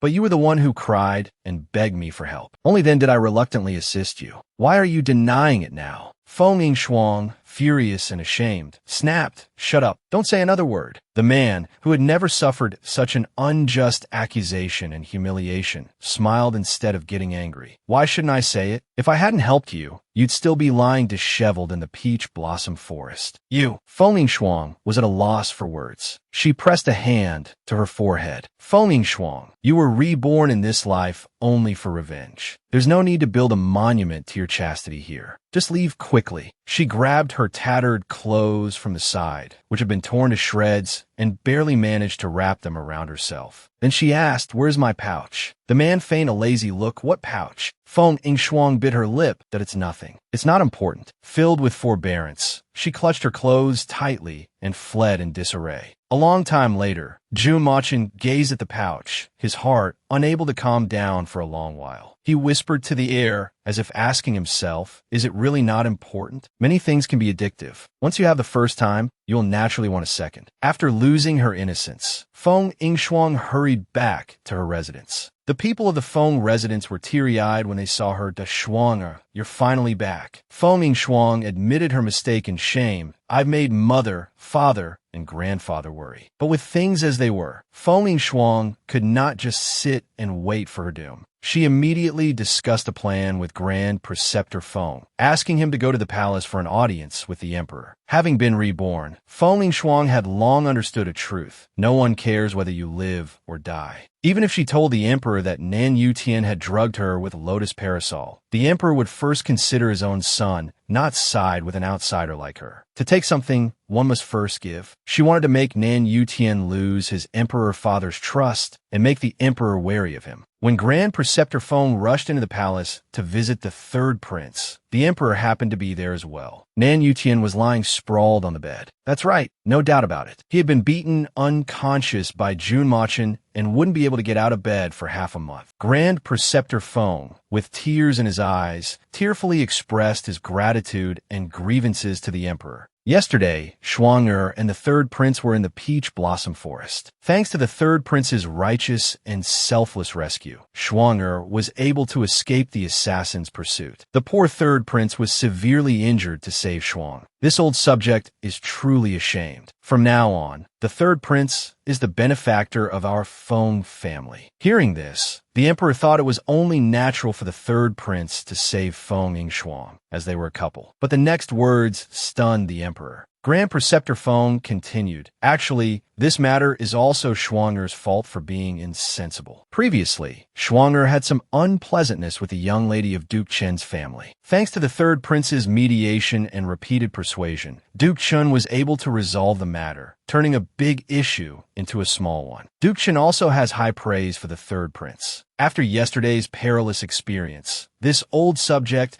is even more endlessly grateful to the third prince." Upon hearing this, His Majesty the Emperor's face instantly turned cold. "This son of mine is truly like a fish in water when it comes to handling relationships with court officials. To be favored by both Duke Chun and Grand Preceptor Feng is truly a rare feat at the side." Nan Yutian's mother, concubine Li, felt her head buzzing. Why is this old fool talking so much? The emperor detests it most when princes do not know their place and become too close with court ministers. Concubine Li quickly tried to smooth things over. Yutian has always been filial. He only wants to share your majesty's burdens and doesn't have time to consider other things. Grand Preceptor Feng continued to weep. Yes, yes. The third prince is capable of holding his own. He can be considerate of the emperor above and pacify the ministers below. For the emperor to have such a son, this old subject can die with no regrets. This sentence made concubine Li break out in a cold sweat. The emperor's face fell. Grand Preceptor, you exaggerate. I will naturally reward Yutian handsomely. Then he lifted his chin. Since Shuang-er has already married the king of Qingping, it is not proper for her to continue living with her maiden family. The marriage is decreed. Move to the Prince Qingping Manor on an auspicious day. A long silence filled the air. Consort Li stretched out her hand and called out, "Your Majesty," several times, only to be met with his cold, retreating back. Deep joy emanated from the depths of the Grand Tutor's eyes. It seems his granddaughter has grown up, increasingly understanding the art of influencing people's hearts. Parents who love their children must plan far ahead for them. In the current emperor's heart, no son can compare to his precious crown prince. Any act of winning over court officials or coveting the crown prince's position must be severely suppressed. Nan Yutian wanted to marry Feng Yingshuang and also win over the Duke of Chun. The emperor would certainly not let him have his way. Calling off this marriage was a simple matter of a word from the emperor. With Nan Yutian still unconscious, Consort Li couldn't think of any way to stop it. Once Shuang-er and Prince Qingping have consummated their relationship, she can truly be rid of that scumbag. The die is finally about to be cast. Today was the auspicious day for Feng Yingshuang to move into the Prince Qingping Manor. She packed her clothes and belongings and arrived at the manor's main gate with her personal maid. A powerful clatter of hooves echoed as a troop of armored cavalry appeared on the street. A horse stopped on command. Jun Machin, in high spirits, arrived as if riding the wind. He rushed forward in a single bound and took Feng Yingshuang's hand. Thankfully, I made it back in time for my beloved consort's official arrival. My nonstop journey was not in vain. Seeing the person he had longed for appear before his eyes, Feng Yingshuang was at a loss for words. The longing of countless days and nights had become a dream come true. Yet at this moment, she couldn't utter a single word. Jun Machin needed no words. He quickly stepped forward in front of everyone and pulled the girl he loved into a tight embrace.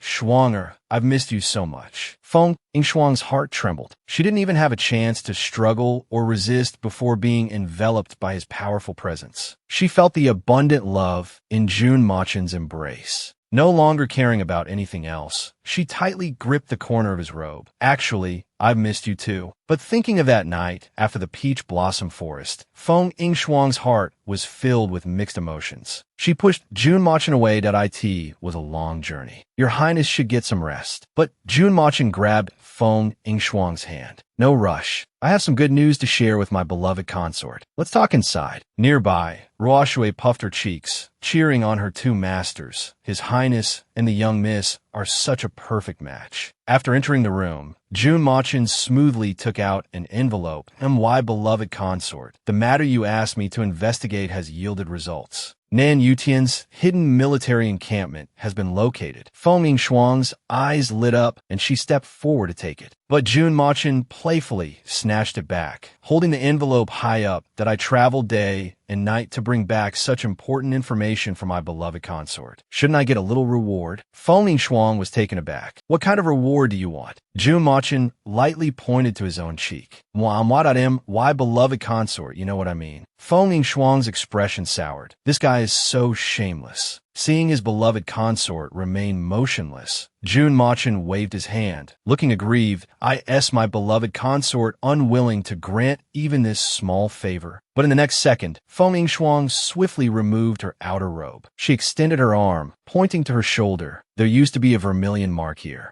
That time in the peach blossom forest with the jade seal, I was drugged by Nan Yuqian with an aphrodisiac. Now, the vermilion mark is gone. Do you know what that means? I'm giving you a chance to back out now. If you're not willing, I will leave immediately. Jun Machen was silent for a second, then a faint smile appeared on his lips. He pulled Feng Yingxuang closer. Back out of what? This isn't my beloved consort's fault. Then he gently picked up the robe Feng Yingxuang had cast aside and draped it over her shoulders.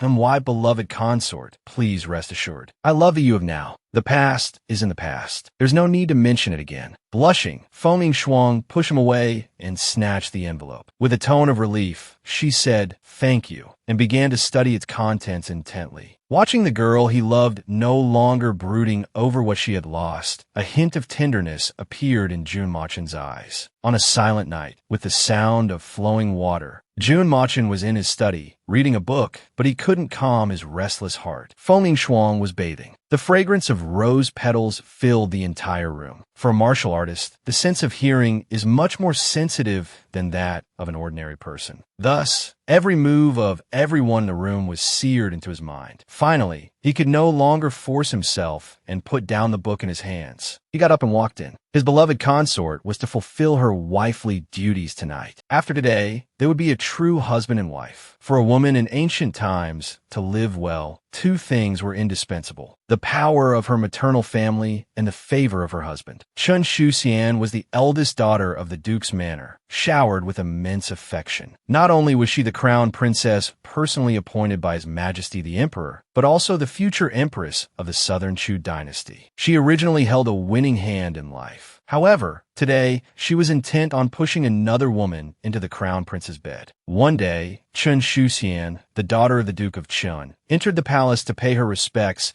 and overheard the palace maids praising Shuning. Consort Shu, the second prince's birth mother, has summoned Miss Shun to the palace again, and she gave her so many gifts. It seems Consort Shu is very fond of her future daughter-in-law. These words made Chun Shuxian grind her teeth. Shining, that bitch. She stole the man I love and is still so arrogant. Just you watch how I'll deal with you. She immediately ordered her maid to fetch the crown prince. Just say that I overheard the maids gossiping and am secretly crying in the imperial garden. Sure enough, it wasn't long before the crown prince came rushing over Siener. Siener. Chun Shuxian nodded coyly. Your Highness, what brings you here? Seeing his fiancée's tear-streaked face, the crown prince's heart ached for her. If I hadn't come, how bullied would you have been? Who is this audacious person that dares to anger our future empress to this state. Chun Shuxian turned around coquettishly, her delicate shoulders rubbing against the crown prince's chest. Siener is without talent or virtue. How could I be worthy of being the empress? But the crown prince, Nan Yuqing, grabbed the beauty's shoulders. You are the crown princess. In the future, you will naturally be the rightful empress. Does anyone dare to object? In fact, the last time Chun Shuxian danced gracefully at the palace banquet, her performance captured every man's eye. Of course, she also successfully conquered the young and inexperienced crown prince. In the 10 days that followed, in order to win over the crown prince, she danced many times in the imperial garden, each time with new variations, full of charm and allure. She had long ago bewitched the crown prince, turning his world upside down. Every time she finished dancing, she would shower the crown prince with extravagant praise. Her skill and flattery gave the crown prince immense inner satisfaction. In addition, the emperor had also advised the crown prince, saying that Qin Shuxian and the Duke of Qin's manor behind her were crucial for maintaining his position, and that he must treat her well. Therefore, the more the crown prince looked at Qin Shuxian now, the more he liked her. He couldn't wait to have the grand wedding as soon as possible to share tender moments with her. At this moment, a wronged, tearful look appeared on Qin Shuxian's pretty face. She buried her delicate, seemingly boneless body into the crown prince's embrace, touching his chest with teary eyes. It's nothing for Siener to suffer a little. But they really shouldn't have, spread rumors everywhere just to highlight Xin Ying's nobility, saying that I'm only marrying you because I failed to get the second prince. You are the dignified crown prince. Isn't this a slap in your face, saying you are inferior to the second prince? Nan Yuqing's expression darkened. Guards, take all the maids who were gossiping in the imperial garden today and have them beaten to death. Then he looked down and held the gentle, water-like woman in his arms. That's Siener. Rest assured, I guarantee I will back you up and vent your anger for you.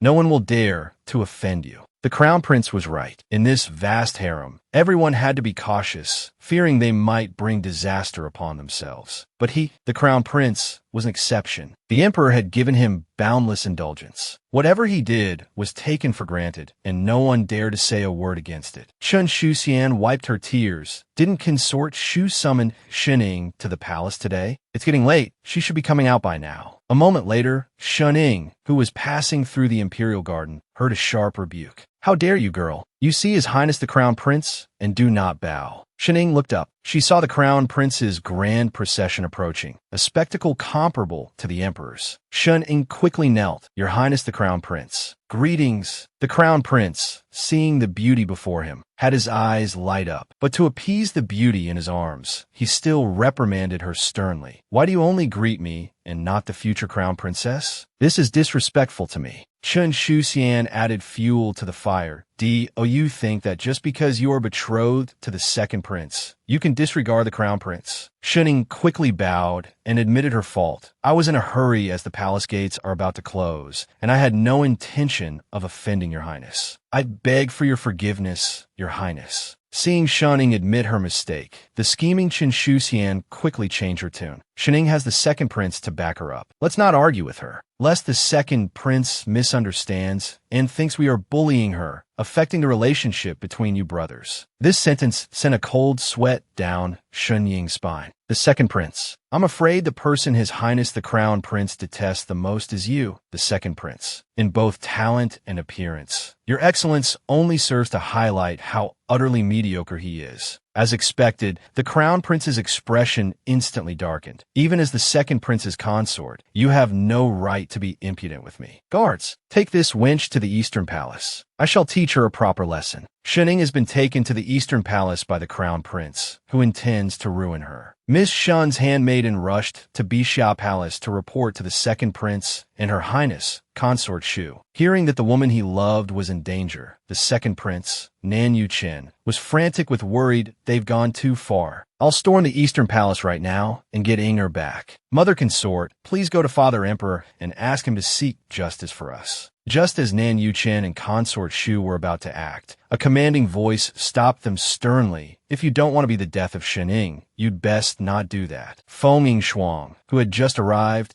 gave a quick bow to Consort Shu. The matter is urgent. Please forgive my intrusion. Your Highness. The Crown Prince may be mediocre, but he has never been this audacious. Chen Shuxian must have instigated this. Having spent many years in the imperial harem, Consort Shu understood immediately. Thank you for the reminder, Shuang. We cannot act rashly, or we'll fall right into their trap. The emperor favors the crown prince. No matter what he does, his majesty will turn a blind eye, minimizing any major issue. Besides, no matter what wrongs the crown prince commits, he is the legitimate heir. Shinner, you must not disrespect him. Fengming Shuang added, indeed, this is a no-win situation. If a conflict between the royal brothers is caused today because of Sister Shun, she will undoubtedly be sentenced to death. Those words pierced Nan Yuchen's heart like a needle. Chen Shuxian is so malicious. She will never let Inger go. It's all my fault. I should have rejected her long ago. Now an innocent Inger is suffering because of me. Fengming Shuang patted Nan Yuchen's shoulder. Your Highness, you are the only one who can save Sister Shin now. You must immediately seek an audience with the Emperor. Report that you suspect an assassin has infiltrated the palace and abducted Sister Shin. Then, request that Prince Qingting lead the Imperial Guard to conduct a search. That way, we'll have a legitimate reason to enter the Eastern Palace and rescue Sister Shun. You must never cross a woman like Chen Shuxian. She is capable of anything. Meanwhile, in a side hall of the Eastern Palace, Shuning was bound tightly to a pillar. Her expression was sorrowful, her once beautiful face now bruised from being struck. Chen Shuxian stood before her, a triumphant smile plastered on her face. Let me tell you the truth. I intentionally let your handmaiden escape and arrange for someone to tip off the second prince. No matter how they try to save you, they won't escape the charge of offending the crown prince. And do you really think the emperor will spare a woman who has caused a rift between brothers? Shining was aghast. How can you be so cruel? Chen Shuxian sneered with contempt. Cruel? Do you have any idea what it's like to love someone you can't have? Do you know how it feels to be cast aside?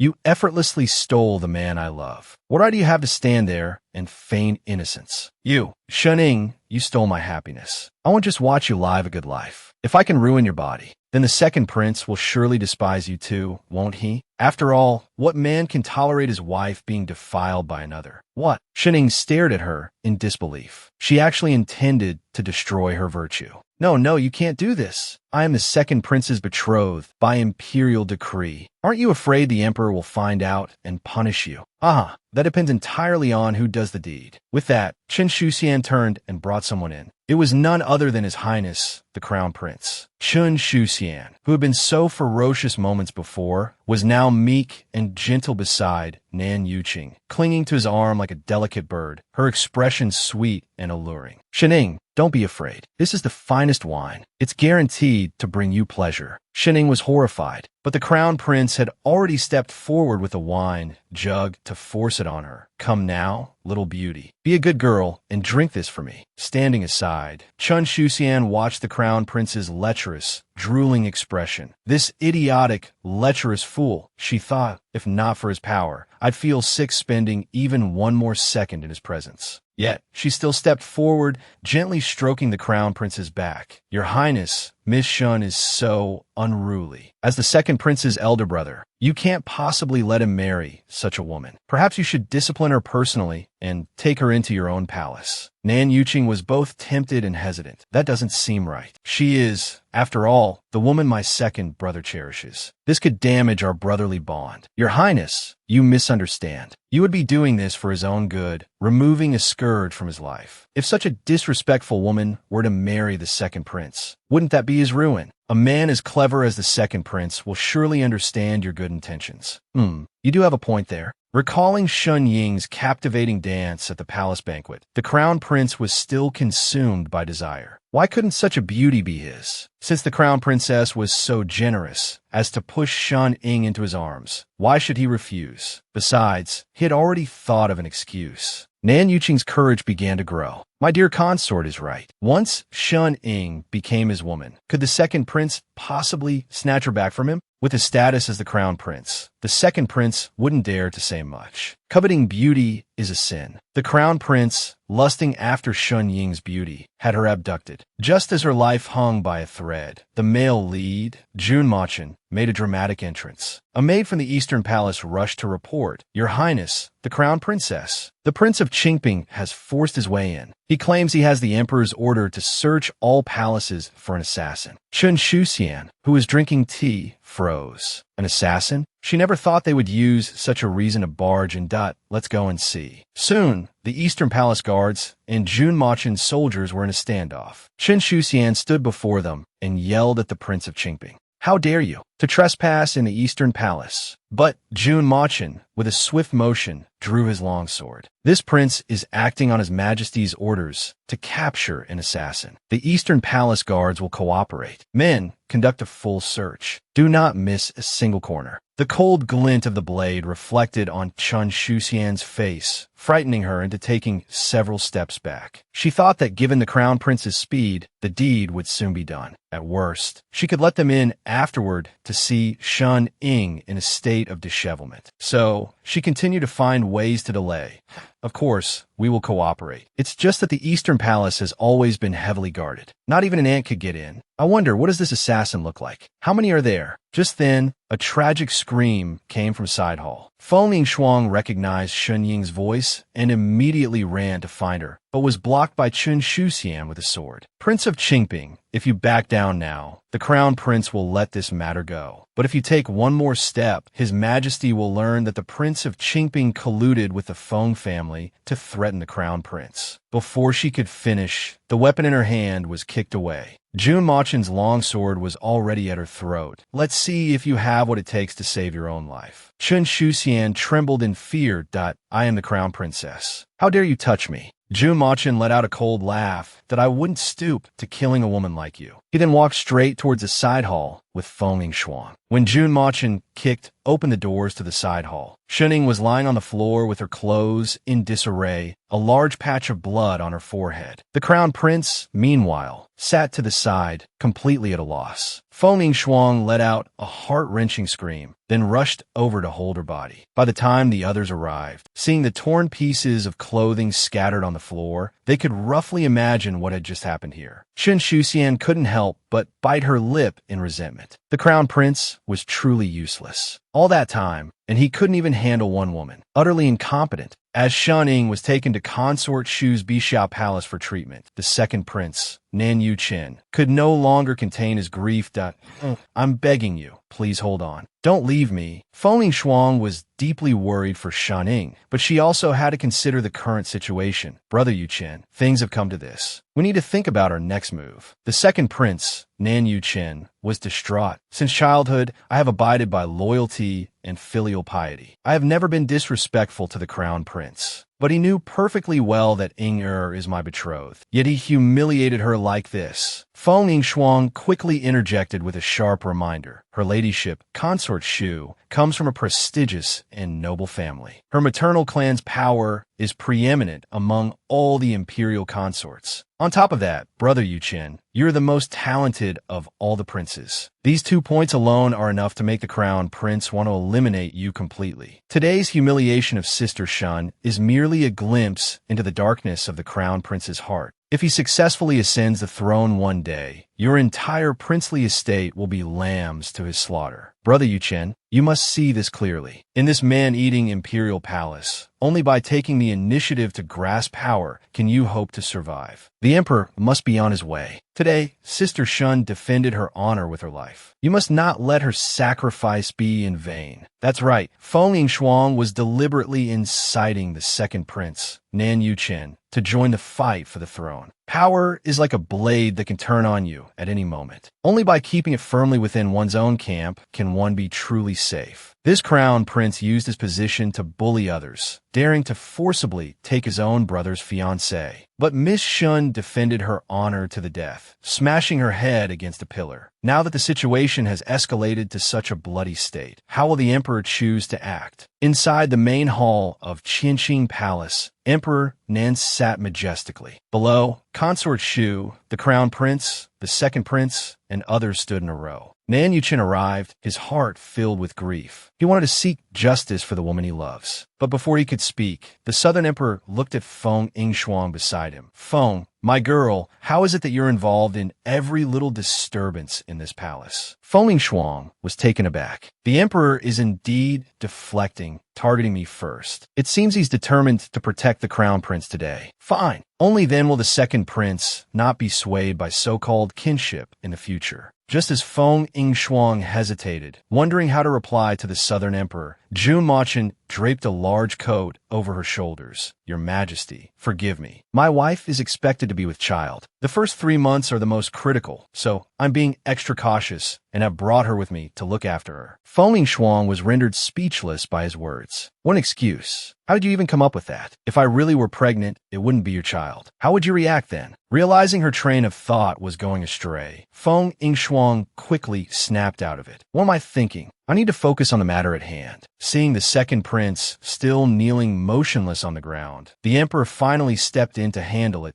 Sure. Miss Shun was injured today as a guest in the Eastern Palace. It was the Eastern Palace's failure in hospitality. I, your imperial father, apologize to you on the crown prince's behalf. The second prince's mother, Consort Shu, looked at her man in disbelief, letting out a shocked gasp. Your Majesty. She dared not say the next sentence. The crown prince committed such a treasonous act, forcibly taking his younger brother's fiancée. The emperor is actually apologizing for him. Does this mean a simple apology is enough to let this matter go? Below, Qin Shuxian was immensely pleased. The emperor's favoritism for the crown prince truly knows no bounds. And that useless crown prince is merely a sharp blade in my hand. Once I give birth to a son, the entire southern Shu court will belong to my Qin family. So, she cheerfully held up her fingers in a delicate pose. Yes, second prince. His Highness the Crown Prince instructed me to prepare many precious restorative gifts to express his sympathy. Please, you must accept them. But Nan Yuchen suddenly stood up. It is widely rumored in the palace that the crown princess made things difficult for Shun Yin in the imperial garden, claimed she was disrespectful to the crown prince, and forcibly took her back to the eastern palace to torture her. I implore Imperial Father to investigate thoroughly. The Southern Emperor slammed the table in anger, glaring fiercely at Nan Yuchen. How can rumors be taken as truth? Instead, it is you who, for a woman, did not hesitate to deceive the sovereign, falsely claiming an assassin attack and causing chaos in the palace. What crime should you be charged with? A deathly silence filled the air, pierced by the Southern Emperor's cold, harsh voice. Nan Yuchen felt as if his chest was blocked with stagnant blood. An endless disappointment and grief overwhelmed him. He once naively believed that the man sitting opposite him was not just the emperor, but also his father. But today he discovered that in his imperial father's heart, he was worthless. He could vent his emotions on him at will and casually throw him into a vortex of lies. No matter how he pleaded and struggled, the other man didn't even deign to look at him. The crown prince, however, stepped forward feigning sincerity that that's right. Don't you trust your elder brother? I was about to send Shining out when Feng Yngshuang showed up and caused a scene, which is how she was accidentally injured. Beside them, Feng Yngshuang glared at him sideways. What a move, diverting the disaster eastward. Truly shameless to the extreme.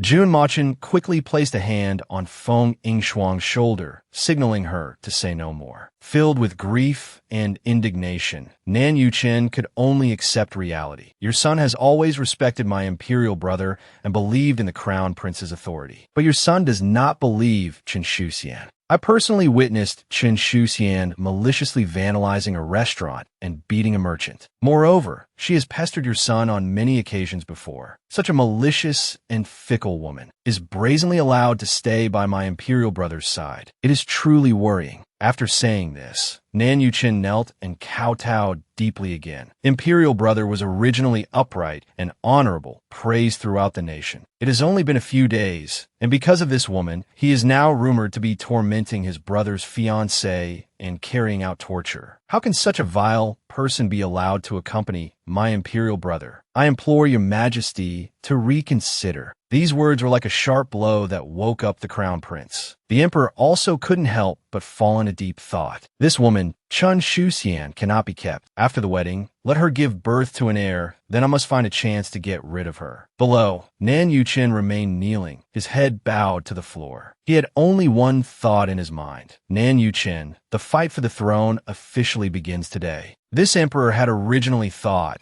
that by finding a powerful and influential young lady for the crown prince, he could make Duke Chun of Gua a vassal to the crown prince. He never expected her to cause so much trouble. Chun Shuxian quickly knelt. Your Majesty, please see the truth. Your subject is absolutely not the kind of person the second prince described. Who would have thought the foolish crown prince would embrace Chun Shuxian? Patting her back comfortingly, Siener, don't cry. I believe you. I will not tolerate such baseless provocations. The second prince, Nan Yuchen, wanted to step forward and argue further, but was interrupted by Jun Machen. Ing Shuang is unwell. Your humble servant will take his leave now. But the emperor, right in front of Prince Qingting, made a swift decision. Chun Shuxian's conduct is flawed. She is hereby ordered to be confined to the Duke of Gua's residence, and is forbidden from entering the palace before the grand wedding. The foolish crown prince hurried forward to hug and comfort Chun Shuxian. Siener, don't be afraid. It's all right now. The emperor then announced that while the crown prince had no intention of causing harm, he was still responsible for the second imperial concubine's injury in the Eastern Palace. As punishment, the crown prince was to kneel in the ancestral temple for 3 days. The second prince falsely reported an assassin, which is an act of deceiving the monarch. However, considering the circumstances, you are punished with house arrest to reflect. You are not to enter the palace without my decree. Upon this judgment, the second imperial prince, Nan Yuchen's face darkened. He returned to his mansion, trembling and disheartened, stroking his forehead. I knew father has always been biased, but I never expected it to be to this extent. Shen Ying's life hangs by a thread, yet the crown prince is completely unharmed. Punishing the crown prince by making him kneel, what a punishment that is. What is this supposed to be? A begrudgingly offered explanation for me. Beside him, Feng Shuang was not surprised. How could a minor skirmish like that possibly deal a heavy blow to the crown prince and Chun Shuxian? A serious illness requires strong medicine. Desperate times call for desperate measures. But Jun Machen slowly offered her a piece of pastry. My dear consort, don't be angry. Have something to eat first. Feng Shuang waved her little hand. I'm not eating. But the next second, the pastry was steadily placed into Feng Shuang's mouth. Eat up. Even if you're not hungry, our child is. Feng Shuang glared at him, embarrassed and angry. This lecher is getting addicted to acting. But Jun Machen stared intently at Feng Shuang, thinking, although my dear consort says no every day, she actually enjoys it very much. Seeing how hard my dear consort works, of course I can't let you go hungry. Then he cleared his throat and analyzed the situation for the second prince. What the emperor values is the power of the Duke of Chen's family. In other words, as long as the Chen family is around, we can't touch Chun Shuxian for now. The second prince was taken aback, not expecting Jun Machen to be so blunt. Then, Jun Machen spoke even more unabashedly. I am only loyal to the sovereign. As for who the sovereign is, I don't care. Then he grabbed Feng Shuang's little hand. Besides, my dear consort has already chosen a side. Naturally, I will stand with her. Since ancient times, the reward for backing a future emperor is a matter of life or death. For the Prince of Qingping, who held the military power of southern Chu, to so frankly reveal his intention of support. Deeply moved, Nan Yuchen, the heir takedown squad, was officially formed today. Feng Shuang's trio was determined to win the struggle for the throne of Chu. The first ones they needed to eliminate were undoubtedly Chun Shuxian and the Duke of Chen's family. But given the emperor's favoritism towards the crown prince's supporters, it would be difficult to shake the power of the Duke of Chen's family in a short time. A clever hunter should understand the principle of when the snipe and the clam grapple, the fisherman profits. Some time ago, the third prince, Nan Yutian, spared no effort to win over the Duke of Chun. But the Chen family turned to support the crown prince, becoming his in-laws. With Nan Yutian's sinister and vicious personality, he probably already hates the crown prince and the Duke of Chun to the core. Therefore, we might as well add fuel to the fire and let that mad dog, Nan Yutian, bite the crown prince. A clever hunter should understand the principle of when the snipe and the clam grapple, the fisherman profits. Right now, the crown prince is favored and Chun Shuxian is in power. With Nan Yutian's sinister and vicious personality, he probably already despises the crown prince and the Chun family. Therefore, Feng Yingshuang planned to add fuel to the fire and let that mad dog Nan Yutian bite the crown prince. In the dead of night, a carriage rumbled along. Jun Machin smoothly moved closer to his dear consort. He whispered near her ear, "My dear consort, are you hiding some idea from your husband?" Feng Yingshuang smiled faintly, thinking, this guy is sharper than a monkey. Jun Machin raised an eyebrow, slightly. Shouldn't my dear consort be honest with her husband? Lately, he had grown fond of speaking to Feng Yingshuang in this subtle tone. Calling her my consort made his own heart tingle. Feng Yingshuang didn't answer him directly. "Your Highness is so clever. Why don't you try and guess?" Jun Machin leaned in closer. Miss Shun was humiliated for no reason. "My dear consort must be furious. Right now, are you regretting saving the crown prince at the palace banquet?" Then he pressed gently against Feng Yingshuang's so, I guess. Before he could finish his next words, Feng Yingshuang made a mysterious gesture. "Let's wait and see." The next day, Feng Yingshuang did something rare and invited her green tea bestie, Su Manru, over. "Little sister, you've finally come to chat. I've missed you so much." Across from her, Su Manru's eyes were filled with tears. After the incident in the peach blossom forest, the third prince, Nan Yutian, was beaten so badly he still couldn't get out of bed. Feng Yingshuang glanced sideways at Su Manru. When Nan Yutian recovered, he would surely vent all his anger on Su Manru. Her life would surely be difficult then. So, she decided to add some more drama. The emperor is solely focused on ensuring the crown prince's smooth succession to the throne. I'm afraid the third prince's infatuation has long since soured in his majesty's eyes. That's why he hastily had me move into the king of Qingping's manor. Sister, I had no choice. This statement hit Su Manru like a bombshell. Could it be that the emperor suspects the third prince has developed ambitions for the throne, and that's why he deliberately had you marry the king of Qingping? But Feng Yingshuang quickly covered her mouth. Shoo.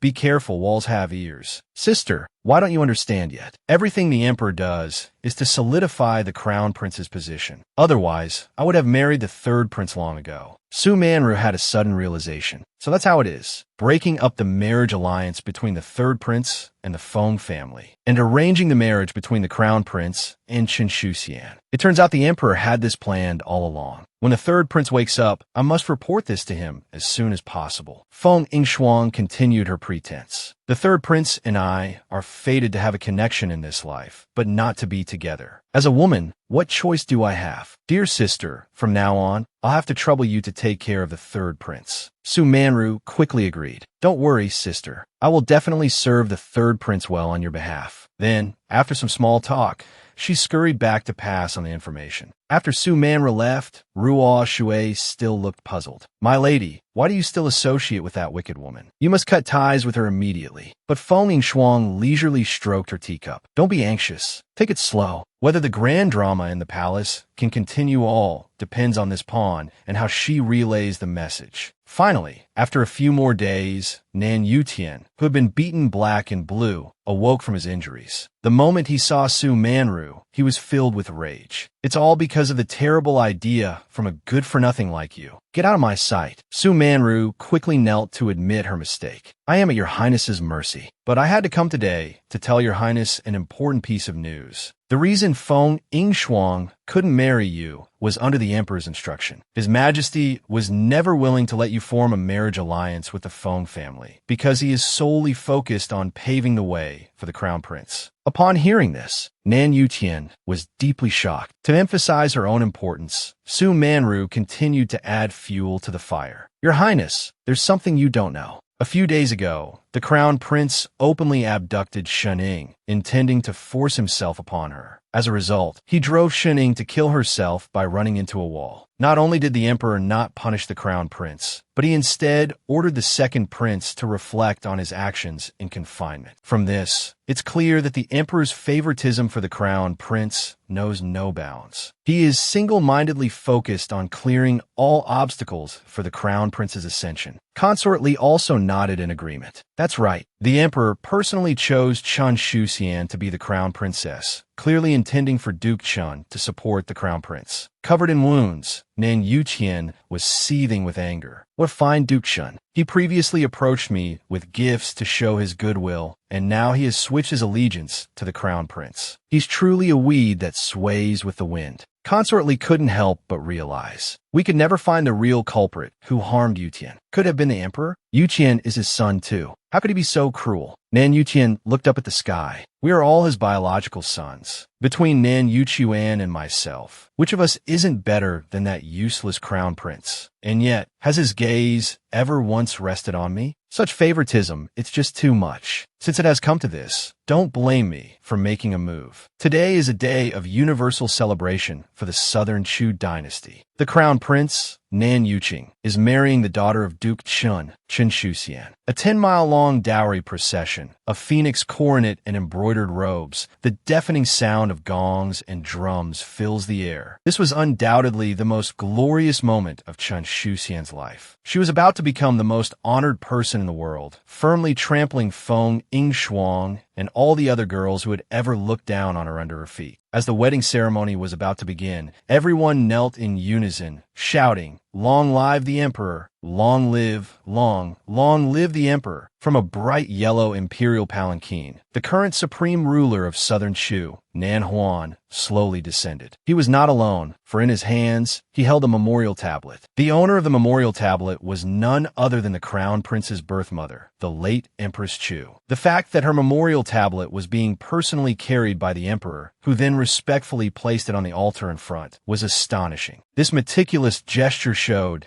just how much the emperor valued the late empress. Even though many years had passed, his deep affection remained. At the same time, the current emperor's support for the crown prince's ascension knew no bounds. He loved him to the very core. Chun Shuxian had also firmly captured the crown prince's heart, making that man cherish and obey her every whim. But what goes around comes around. The gears of fate were quietly turning. Jun Machin playfully leaned close to his wife. "My dear consort, don't just focus on drinking. If you get drunk, how will you watch the show?" Feng Yingshuang was amused by him. "Your Highness, how can you be so sure there will be a good show to watch?" Jun Machin raised an eyebrow slightly. "The crown prince's wedding is crowded and chaotic. Isn't this the perfect opportunity to frame someone and kill two birds with one stone?" As expected, before he could finish speaking, a flurry of panicked footsteps was heard. A palace maid came running as if the sky were falling. "This is terrible, terrible." The maid knelt. "Your Majesty, the Crown Prince." "His Highness the Crown Prince." The moment he heard the words Crown Prince, the Southern Emperor's face fell. "Chinger, what's wrong with him?" "His Highness the Crown Prince has died suddenly."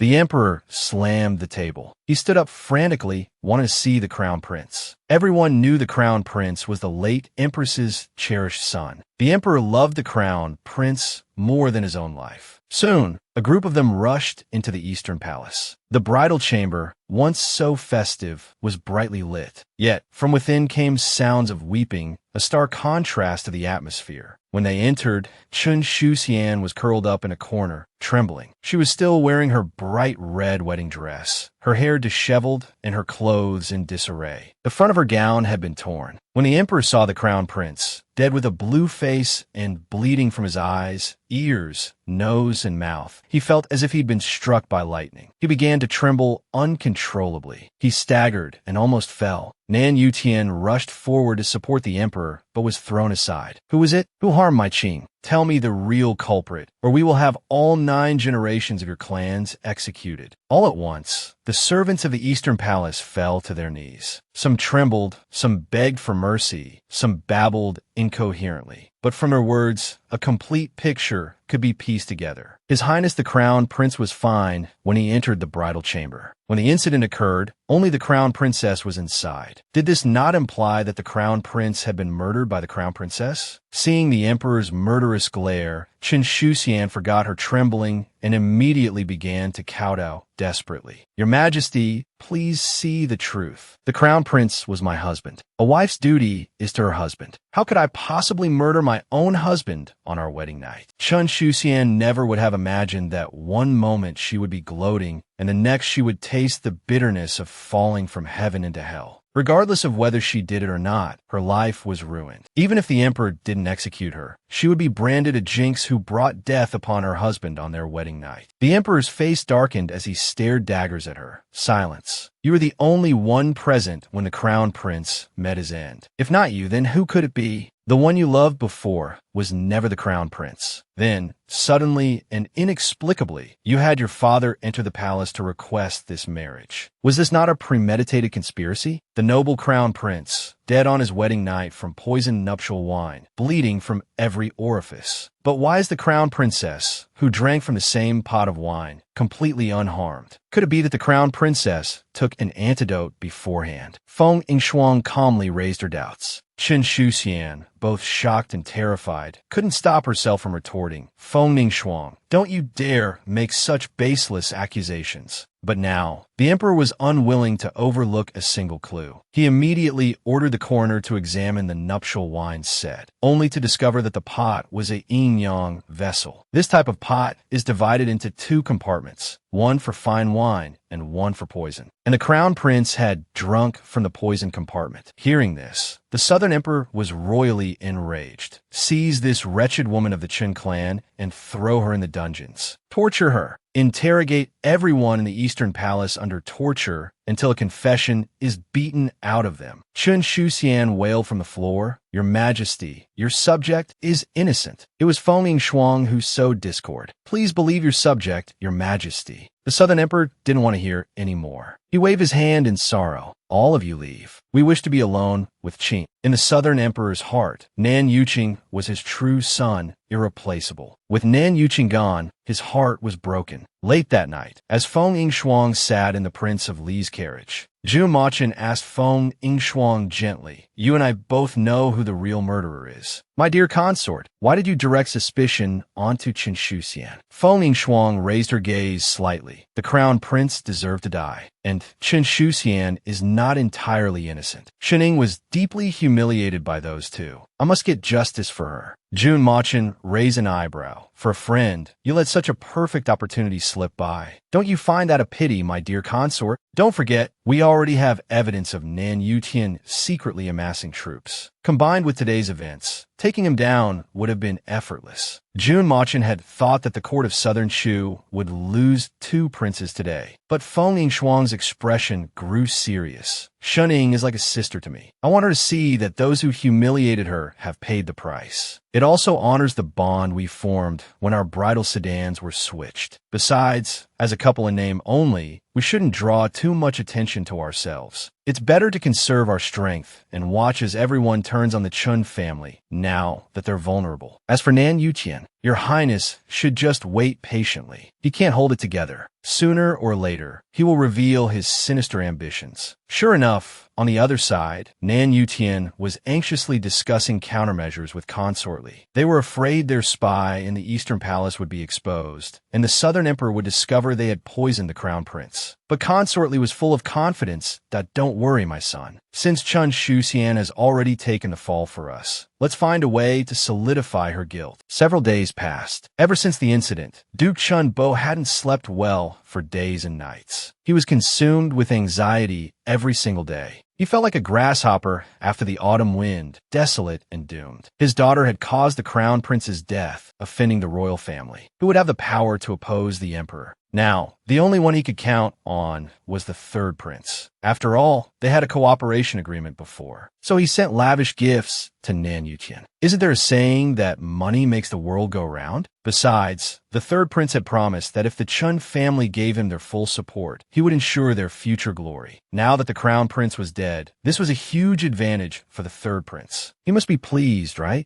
So, Duke Chen had been constantly visiting the third prince's residence to seek an audience with Nan Yutian. But Nan Yutian kept making excuses to avoid him. Could it be because the Chan family was still in the hot seat and the third prince was afraid of getting into trouble, so he didn't want to help? But just then, a servant from the residence came to report that the third prince was inviting Duke Chen over for a discussion. Hearing this, Duke Chun was ecstatic and immediately prepared gifts to bring with him. Although he knew the third prince was unreliable, he could only place his only hope in him. Little did he know that this visit would be the end of Duke Chun. Feng Yingshuang, by using her manipulative bestie to to pass information, induced Nan Yuqian to act against the crown prince. It was truly a plan to kill 3 birds with 1 stone. It successfully eliminated the crown prince, while the second prince, Nan Yuqian, had yet to gain any ground. It also successfully brought down Chen Shuxian. And now, to completely frame Chen Shuxian, Nan Yuqian has set a trap for Duke Chun. He invited Duke Chun to his residence for a meeting. As soon as Duke Chun saw him, he immediately knelt and begged, "Third prince, I beg you, please save my daughter. If you don't help me, our Chun family will be finished." Nan Yuqian stood up, but did not help him up. "Duke Chun, the person your daughter is suspected of killing is the crown prince of Southern Shu, my imperial brother. This is an unforgivable crime. How do you expect me to help you?"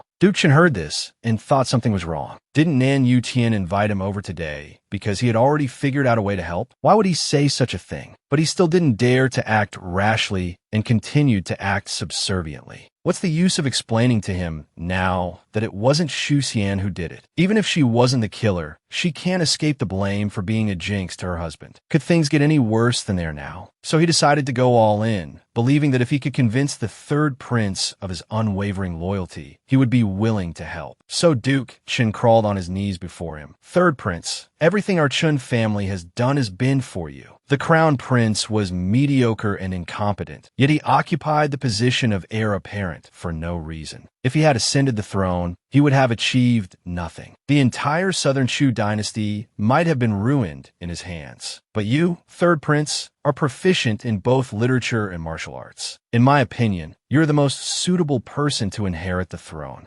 Nan Yuqian immediately feigned extreme anger. "What nonsense are you spouting? The crown prince was the legitimate son, destined by heaven to inherit the throne. I am just an idle prince. How could I harbor such thoughts? Even without the crown prince, the second prince's abilities are far superior to mine. Don't you dare try to implicate me in this injustice. The third prince, why was he acting so differently today?" Duke Chun thought this must be some kind of test for him, so he had no choice but to go along with him. If he could please him and make him satisfied, he would agree to help. "How can the second prince compare to you? He only acts proud because his mother, Consort Shu, has a slightly higher birth. My daughter has been in love with him for so many years, yet he treated her with disdain. You are far more approachable, third prince. If you inherit the throne in the future, you will surely be a diligent and beloved emperor. Flattery will get you anywhere." Duke Chun was truly using every complimentary word he could think of. In the past, he had been dismissive of the third prince. Nan Yuqian pretended to have a sudden realization, then angrily questioned Duke Chun. "How audacious you are. After all that, you dare to use me as a cover for your actions? It's obvious that you and your daughter failed to curry favor with my second imperial brother, so you try to curry favor with me instead. You bear a grudge against my second imperial brother, so you deliberately asked Father Emperor to issue a decree to marry your daughter to the crown prince. You used the crown prince's life to frame Consort Shu and Consort Xian, and then shift the blame onto my second imperial brother. That was your real goal, wasn't it?" Hearing him state it so seriously, Duke Chen's heart pounded with fear. But at this point, he had to accept whatever the prince said. He had already jumped into the Yellow River and couldn't wash himself clean. Even so, shouldn't the third prince be even more grateful to my daughter and me?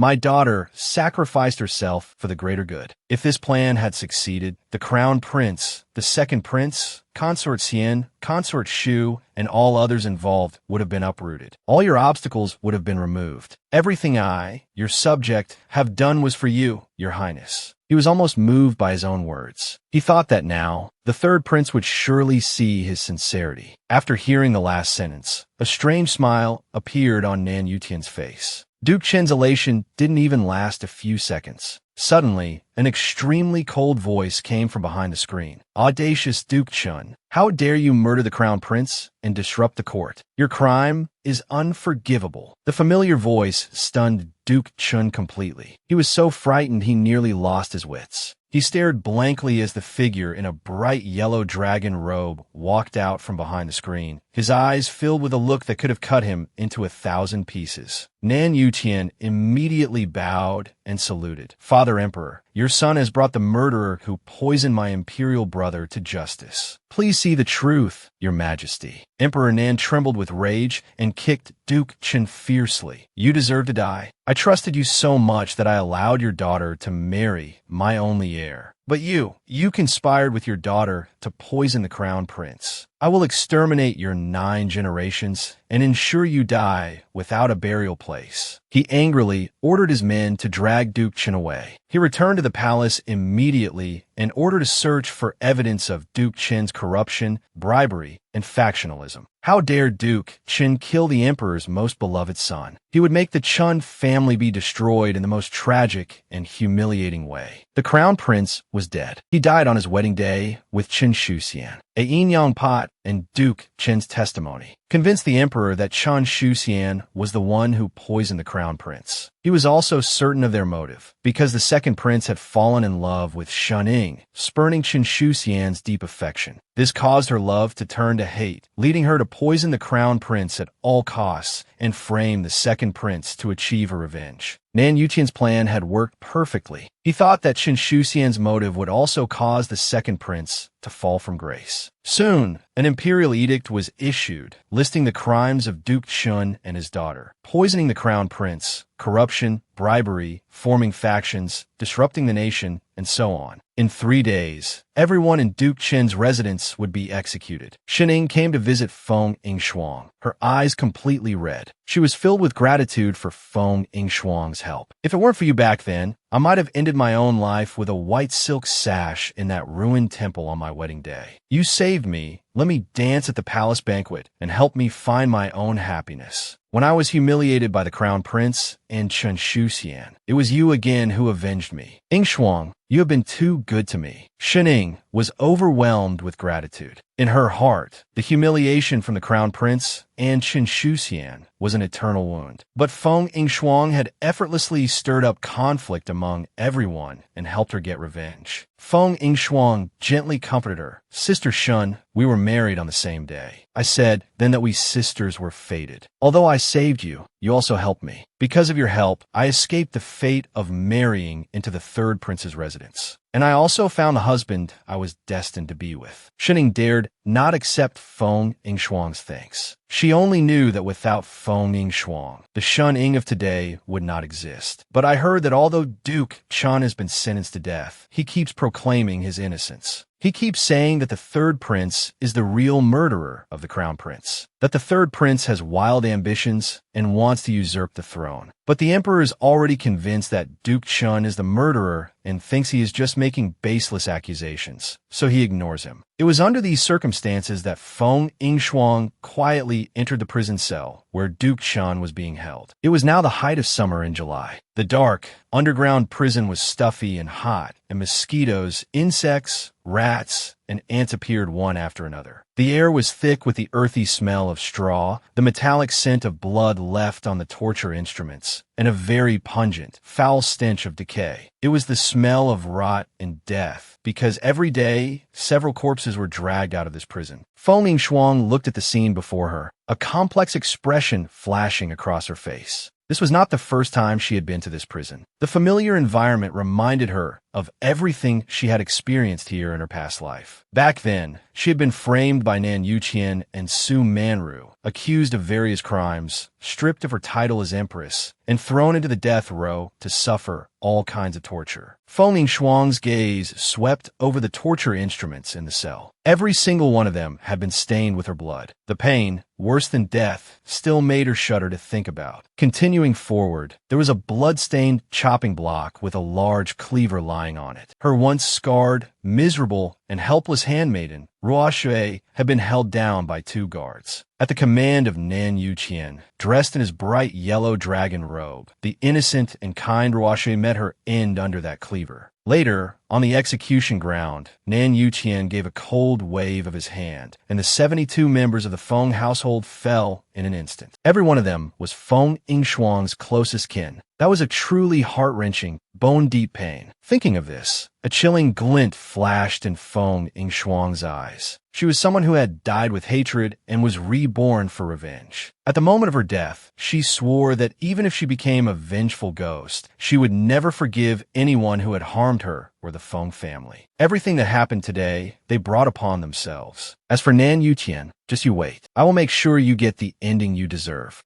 The Chun family was about to have their entire clan executed. Yet, Feng Yngshuang came to visit the death row prisoners today. Chen Shuxian's eyes were filled with rage. Feng Yngshuang, I'll kill you. I'll kill you. Feng Yngshuang said with disdain, if you really had the power to kill someone just by shouting a few times, then your Chun family wouldn't be taking the fall for someone else, facing the execution of your entire clan. Hearing this, Duke Chen became very agitated. Miss Feng, do you already know something? You believe that we didn't conspire to murder the crown prince, that we were framed, don't you? Feng Yngshuang raised an eyebrow. What if I believe you? And what if I don't? Are you still hoping that I will save you? A bitter smile crossed Duke Chen's face. Miss Feng, although our two families have had many disagreements, there is no deep-seated hatred between us. I can apologize to you for all those things. But could you possibly find a way to seek justice for our Chen family? Feng Yngshuang smiled faintly. Duke Chun, you flatter me. Now that the wall is collapsing, everyone gives it a push. Corruption and bribery, selling official posts, whether you did them or not, all these baseless accusations have already been pinned on you. Besides, the one you supposedly killed was His Highness the Crown Prince. How could the Emperor possibly let go of the true culprit who murdered the Crown Prince? However, I came here today mainly to confirm one thing. Are you all really resigned to die? Don't you want to do something for yourselves before you die, so you can die with your eyes open? Hearing this, Duke Chen's expression changed instantly. What do you mean by that? Are you trying to use us to deal with the third prince? You are truly a schemer. Although the one who framed him was the third prince, he now had a feeling that both he and the third prince had unwittingly fallen into this woman's trap, becoming pawns on her chessboard. If his daughter had half of Feng Yngshuang's intelligence, the Chen family wouldn't have fallen into such a pitiful state. The look in Feng Yngshuang's eyes was too sharp. It made Duke Chen's heart tremble. Right now, you must make a choice between two options. One, your Chun family dies with resentment and goes down in infamy. The second is that you rest in peace, and I will naturally take care of the matter of revenge for you. I imagine Duke Chun, having navigated the court for decades, wouldn't have rashly cooperated with the third prince without having an ace up your sleeve, right? Duke Chen finally sighed in resignation that it seems the new generation truly surpasses the old. Feng Yngshuang clearly wants to get secrets from his mouth to use against the third prince. He did indeed still have a small faction of loyalists. At the same time, these people held evidence of the third prince secretly recruiting troops and buying horses. But now that he was a falling wall everyone pushes, even if he presented these people, the emperor still wouldn't believe him, and it would also cost them their lives. That's why, until now, he hadn't used his hidden forces. Once he's dead, he'll know nothing. But if these forces were in Feng Yngshuang's hands, they would surely be very, very powerful for her. You win. You've successfully persuaded me. I am willing to make this deal with you. Chen Shuxian shouted from the side to stop him. Father, you mustn't believe this bitch's words. Our Chen family doesn't need her charity. Duke Chen asked in a stern voice, are you not worried that our family will be misunderstood, wronged, and die in vain? Chen Shuxian was at a loss for words. Trembling, Duke Chen took a thumb ring from his hand and passed it to Feng Yngshuang. Feng Yngshuang reached out and took it, then furrowed her brow. This must be the token to command that faction. At this, Duke Chen took a step back and knelt solemnly, performing a grand salute to Feng Yngshuang. Please, clear the name of our Chen family and make the true culprit pay the price they deserve. Only then can my family rest in peace. Holding the thumb ring, Feng Yngshuang smiled knowingly. Rest assured, I, Feng Yngshuang, am a woman of my word. Song Yngshuang always had a question. Shouldn't men who are marshals and generals be burly and powerfully built? At the very least, they should have some scars from swords and blades. So why was Jun Machin, hailed as the god of war, so fair and smooth-skinned? His skin was even better than her own. How could he possibly look like a man who had charged across battlefields? The man frowned in displeasure and turned to look at her. What did you just call me? fair and smooth-skinned. Isn't that used to describe those courtesans or eunuchs? How dare you use such words to describe your husband? Feng Yingshuang burst out laughing that I really didn't mean it like that. But your skin is so good, it's enough to make any woman jealous. Oomph. It seems I have been too merciful to my beloved consort these past few days. So tonight, I'll let you know whether or not I am a real man. Don't. I was just joking. Don't take it seriously. She didn't want to be exhausted to death. But then, Feng Yingshuang couldn't help but feel curious again. What did his face behind the mask truly look like? Since they were already husband and wife, there was no harm in seeing his face was there. She would absolutely not find him ugly. She was just afraid that if he disappeared one day, she wouldn't even be able to recognize him if she met him on the street. Song Yingshuang's hand slowly rose, its target the mask. But in the next second, her wrist was suddenly intercepted. What are you doing? I want to see your face, she said directly. Why this sudden curiosity? It's not sudden. I've always been curious. We are already husband and wife. What is there that I cannot accept? You're my husband. We should become the most familiar people to each other. I don't want to see this cold mask of yours all day long. Only the you beneath the mask is real. She stared intently into his eyes, trying to find a trace of an answer in his gaze. But unfortunately, from his eyes, she could not read any intention of him yielding. His gaze upon her grew even deeper. My beloved consort, I can do my best to satisfy any wish you have. But not now. Wait until this difficult situation has completely stabilized. Wait until all those unsightly people are gone. I will naturally take off this mask and let my beloved consort see. He spoke of such a simple matter with such gravity. Feng Yingshuang felt a sense of helplessness in her heart. She nodded. All right, then let us join hands to eliminate those enemies. After the dust settles, I will wait for you to be honest with me. She tried to get out of the bathtub, but he wrapped his arm around her waist, and she fell back into his embrace. This time, she was completely soaked to the bone. Jun Machin smiled faintly, with one more condition. Before that, you must serve me well. Otherwise, everything is off the table. Before Feng Yingshuang could even shout the word despicable, his kiss pressed down on her. What does it mean to suffer a double loss? Feng Yingshuang now had a profound understanding. Not only did she fail to find out what she wanted to know, but she also ended up being thoroughly drained. Since the case of the Crown Prince's sudden death, although the Duke Chen's family took the blame, Consort Li's heart was always in a state of unease. After all, having done something wrong, Consort Li always had a guilty conscience. Nan Yutian entered the palace to visit his mother consort. The emperor was gravely ill from excessive grief and had no heart to manage state affairs. The court ministers were fighting endlessly over the succession of the crown prince. Nan Yutian reported to his mother consort that he had arranged for Su Manru to be a spy by Feng Yingshuang's side to gather information on their situation. Consort Li was stunned.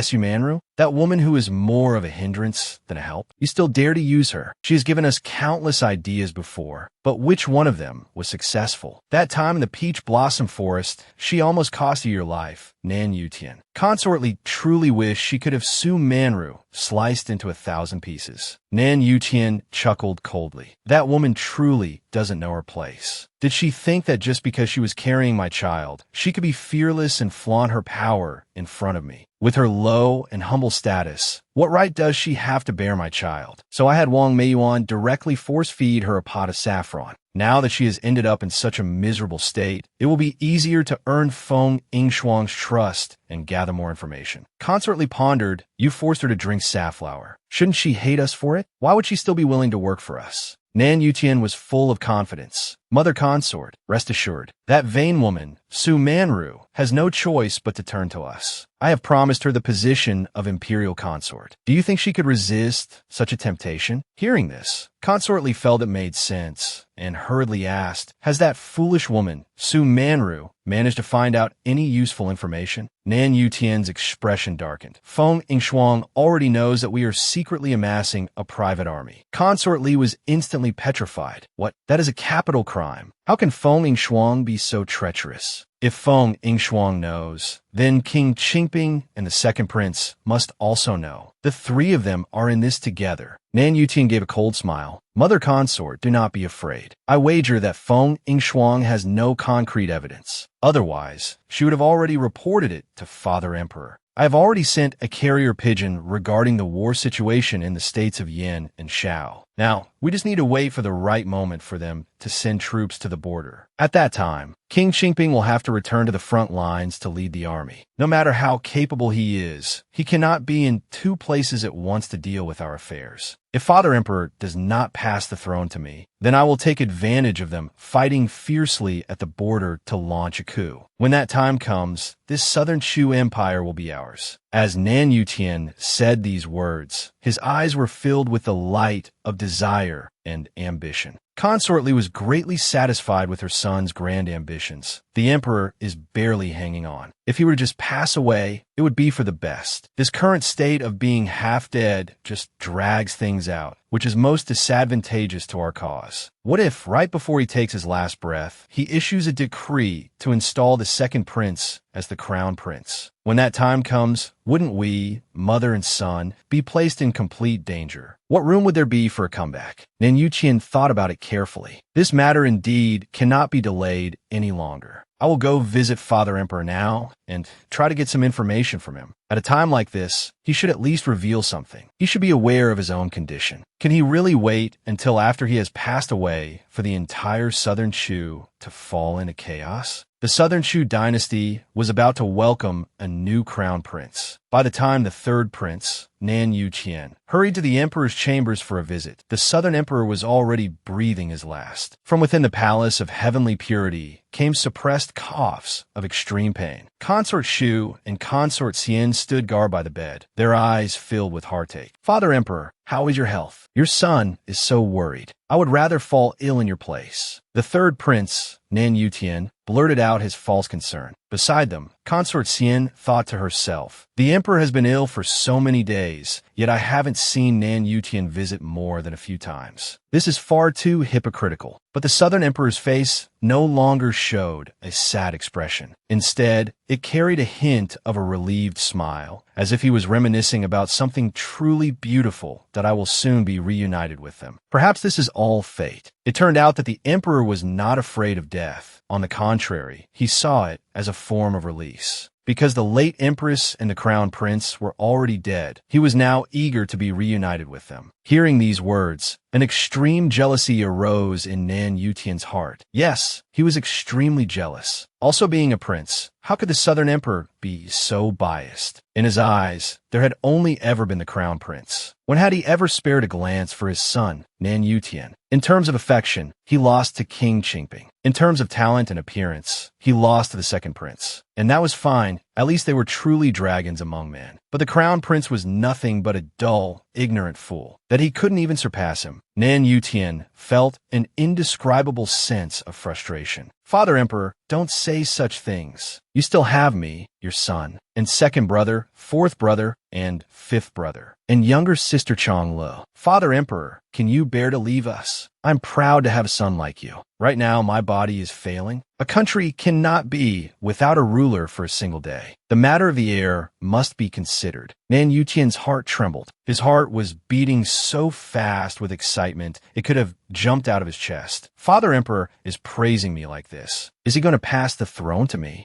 Mother Consort was right. If he could become the crown prince directly, who would want to rebel? But when he heard the next sentence, he almost collapsed to the ground. Right now, Southern Shu is beset by internal and external troubles and is in grave danger. We must have a capable and talented successor to manage the current situation. Although I've been bettered in these past few days, I've been constantly thinking about this problem. Among all the princes, only your second brother, Chen'er, is capable of shouldering this great responsibility. When Chen'er ascends the throne in the future, I hope you will assist him diligently. All of Nan Yutian's hopes instantly turn to ash. Even without the crown prince, there's still the second prince. All that talk about fatherly love and filial piety, so many sanctimonious words, yet this is the result he gives him. Just then, the second prince, Nan Yuqian, rushed over. The moment he entered the bedchamber, he firmly grasped Emperor Nan's hand. Father Emperor, your son has already begun supervising the state as you commanded. Please rest assured. When Nan Yuqian heard this, he could barely stop himself from losing his temper on the spot. This old fool actually had the second prince act as regent behind my back. Emperor Nan slowly waved his hand. Bring the imperial edict and the seal. Today, we officially install the second prince, Nan Yuqian, as the crown prince. offer sacrifices to heaven, establish the heir, nurture the foundation of the nation. Then he slowly glanced at Nan Yuqian. For the sake of Southern Chu's future, Yuqian, you must properly assist your imperial elder brother. Support the state and demonstrate your loyalty. Nan Yuqian respectfully bowed his head, putting on a loyal appearance, but a flash of unconcealed hatred crossed his eyes. You all force my hand. Don't blame me for disregarding brotherly bonds. As long as Prince Qingping is sent away, this Southern Chu will be my domain. The second prince, Nan Yuqian, ascended the throne and granted a general amnesty. But just then, war reports arrived from the border. Two nations had simultaneously launched an attack on Southern Chu.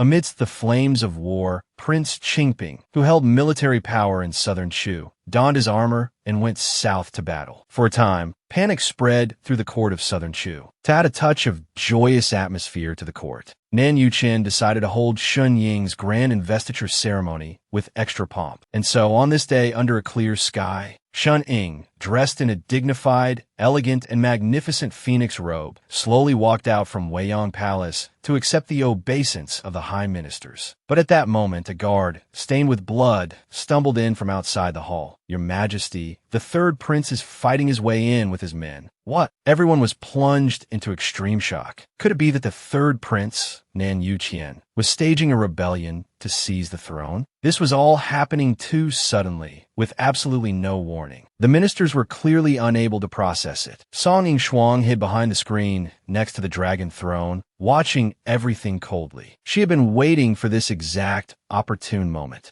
to expose Nan Yuqian's true face in front of everyone, to bring his evil and crimes to light for all the world to see. Now, she had finally got her chance. Nan Yuqian said furiously, "Nonsense. Father Emperor has just passed. His body is barely cold. How could he commit such a treasonous act? How can he face Father Emperor's spirit in heaven?" Seeing no room for turning back, Nan Yuqian made a swift decision. Guards, immediately escort the Empress back to her palace. The rest of you, form ranks to meet the enemy. If the rebels dare to attack, kill them on sight. Half an hour later, a blood-soaked Nan Yuqian appeared before the ministers with his elite troops. Imperial brother, you probably never imagined that I would attend your grand ceremony in this manner, did you? Do you know what they say? The winner is king, the loser is a villain. The one who has the last laugh is the true winner. Nan Yuqian angrily rebuked him. Rebellion is a capital offense. Do you truly not value your life? But Nan Yuqian just sneered. Those who follow me will prosper, and those who oppose me shall perish. Today, I will kill everyone here, and then history will be written by me. His words sent a chill down the spines of the high ministers. This ruthless bastard doesn't just want the throne, he wants our old lives too. Nan Yuqian looked at him as if he were a stranger. Do you resent Father Emperor for leaving the throne to me, and that's why you plotted this drama to usurp the throne? Then can you explain to us whether the former crown prince's death had anything to do with you? His death back then was suspicious. A cup of poisoned wine on his wedding night ended his life. Was it your doing? Nan Yuqian threw his head back and laughed. He had already committed treason. What else would he not dare to admit? You're quite clever. That's right. The crown prince was indeed poisoned by a spy I planted. He was clearly a good-for-nothing. Yet he clung to the position of crown prince, monopolizing Father Emperor's favor. I have endured it for so many years, I couldn't endure it any longer. You should be thanking me. If he hadn't died, do you think the throne would have ever been yours? Upon hearing this, the ministers below were so shocked they couldn't find words to express it. What? So the crown prince was actually murdered by the third prince? But back then, the one who exposed and accused Duke Chun of poisoning the crown prince was the third prince himself. To think that Duke Chun and his family were wrongly executed. The third prince is truly vicious. Just then, a clear, cold, and charming voice was heard. Lan Yutian, the one who deserves to die the most is you. You colluded with the enemy and betrayed the country, forced the abdication to usurp the throne, and murdered the crown prince. Every one of these is a capital crime. A person like you doesn't deserve to live in this world. Lan Yutian's gaze was filled with sinister gloom. You still dare to show your face. Fengning Shuang? This king will settle the score with you slowly. But a cold sneer appeared on the corner of Lan Yuqian's lips. Do you know what it means to not defy the will of heaven? Evil can never triumph over good. The heavens will never be on your side. And surely enough, not long after, a sudden scream was heard. Lan Yuqian immediately turned his head, only to see a shower of arrows whistling towards him from behind. His elite troops were struck by the arrows and fell one after another. Outside, the heaven-shaking sound of war drums echoed, mingled with the footsteps of thousands of soldiers and the thundering of hooves as they charged mightily in this direction. A general in silver armor, with a radiant and heroic demeanor, arrived as if riding the wind. It was none other than the god of war of his generation, King Qingping, Junmachin. He had long been in correspondence with the envoys of the two border nations. He had played along with Lan Yuqian's scheme, putting on a show while secretly setting up an ambush, waiting for this very day when Lan Yuqian's true colors were revealed to capture him in one fell swoop. Soon, King Qingping's army showed an overwhelming advantage. Lan Yuqian not only suffered a crushing defeat, but was also judged by all under the public eye. Lan Yuqian died. His death was extremely miserable, a complete and utter failure. He was dismembered by 5 horses, condemned by public opinion, and his name was tarnished for all of history. Consort Li was also thrown into the cold palace, to live out her days in solitude until her death. That scheming green tea, Su Manru, was also utterly disgraced and despised by all, meeting a bleak end. Lan Yuqian and Shun Ying ascended to the thrones of emperor and empress, initiating a policy of peace and stability to allow the nation to recuperate. The Central Plains' decades-long conflict with the border regions came to an end. Junmachin and Feng Ningxuang retired to Juesha Palace. Later, Feng Ningxuang finally learned the truth. Junmachin was the master of Juesha Palace, Qinye Shui,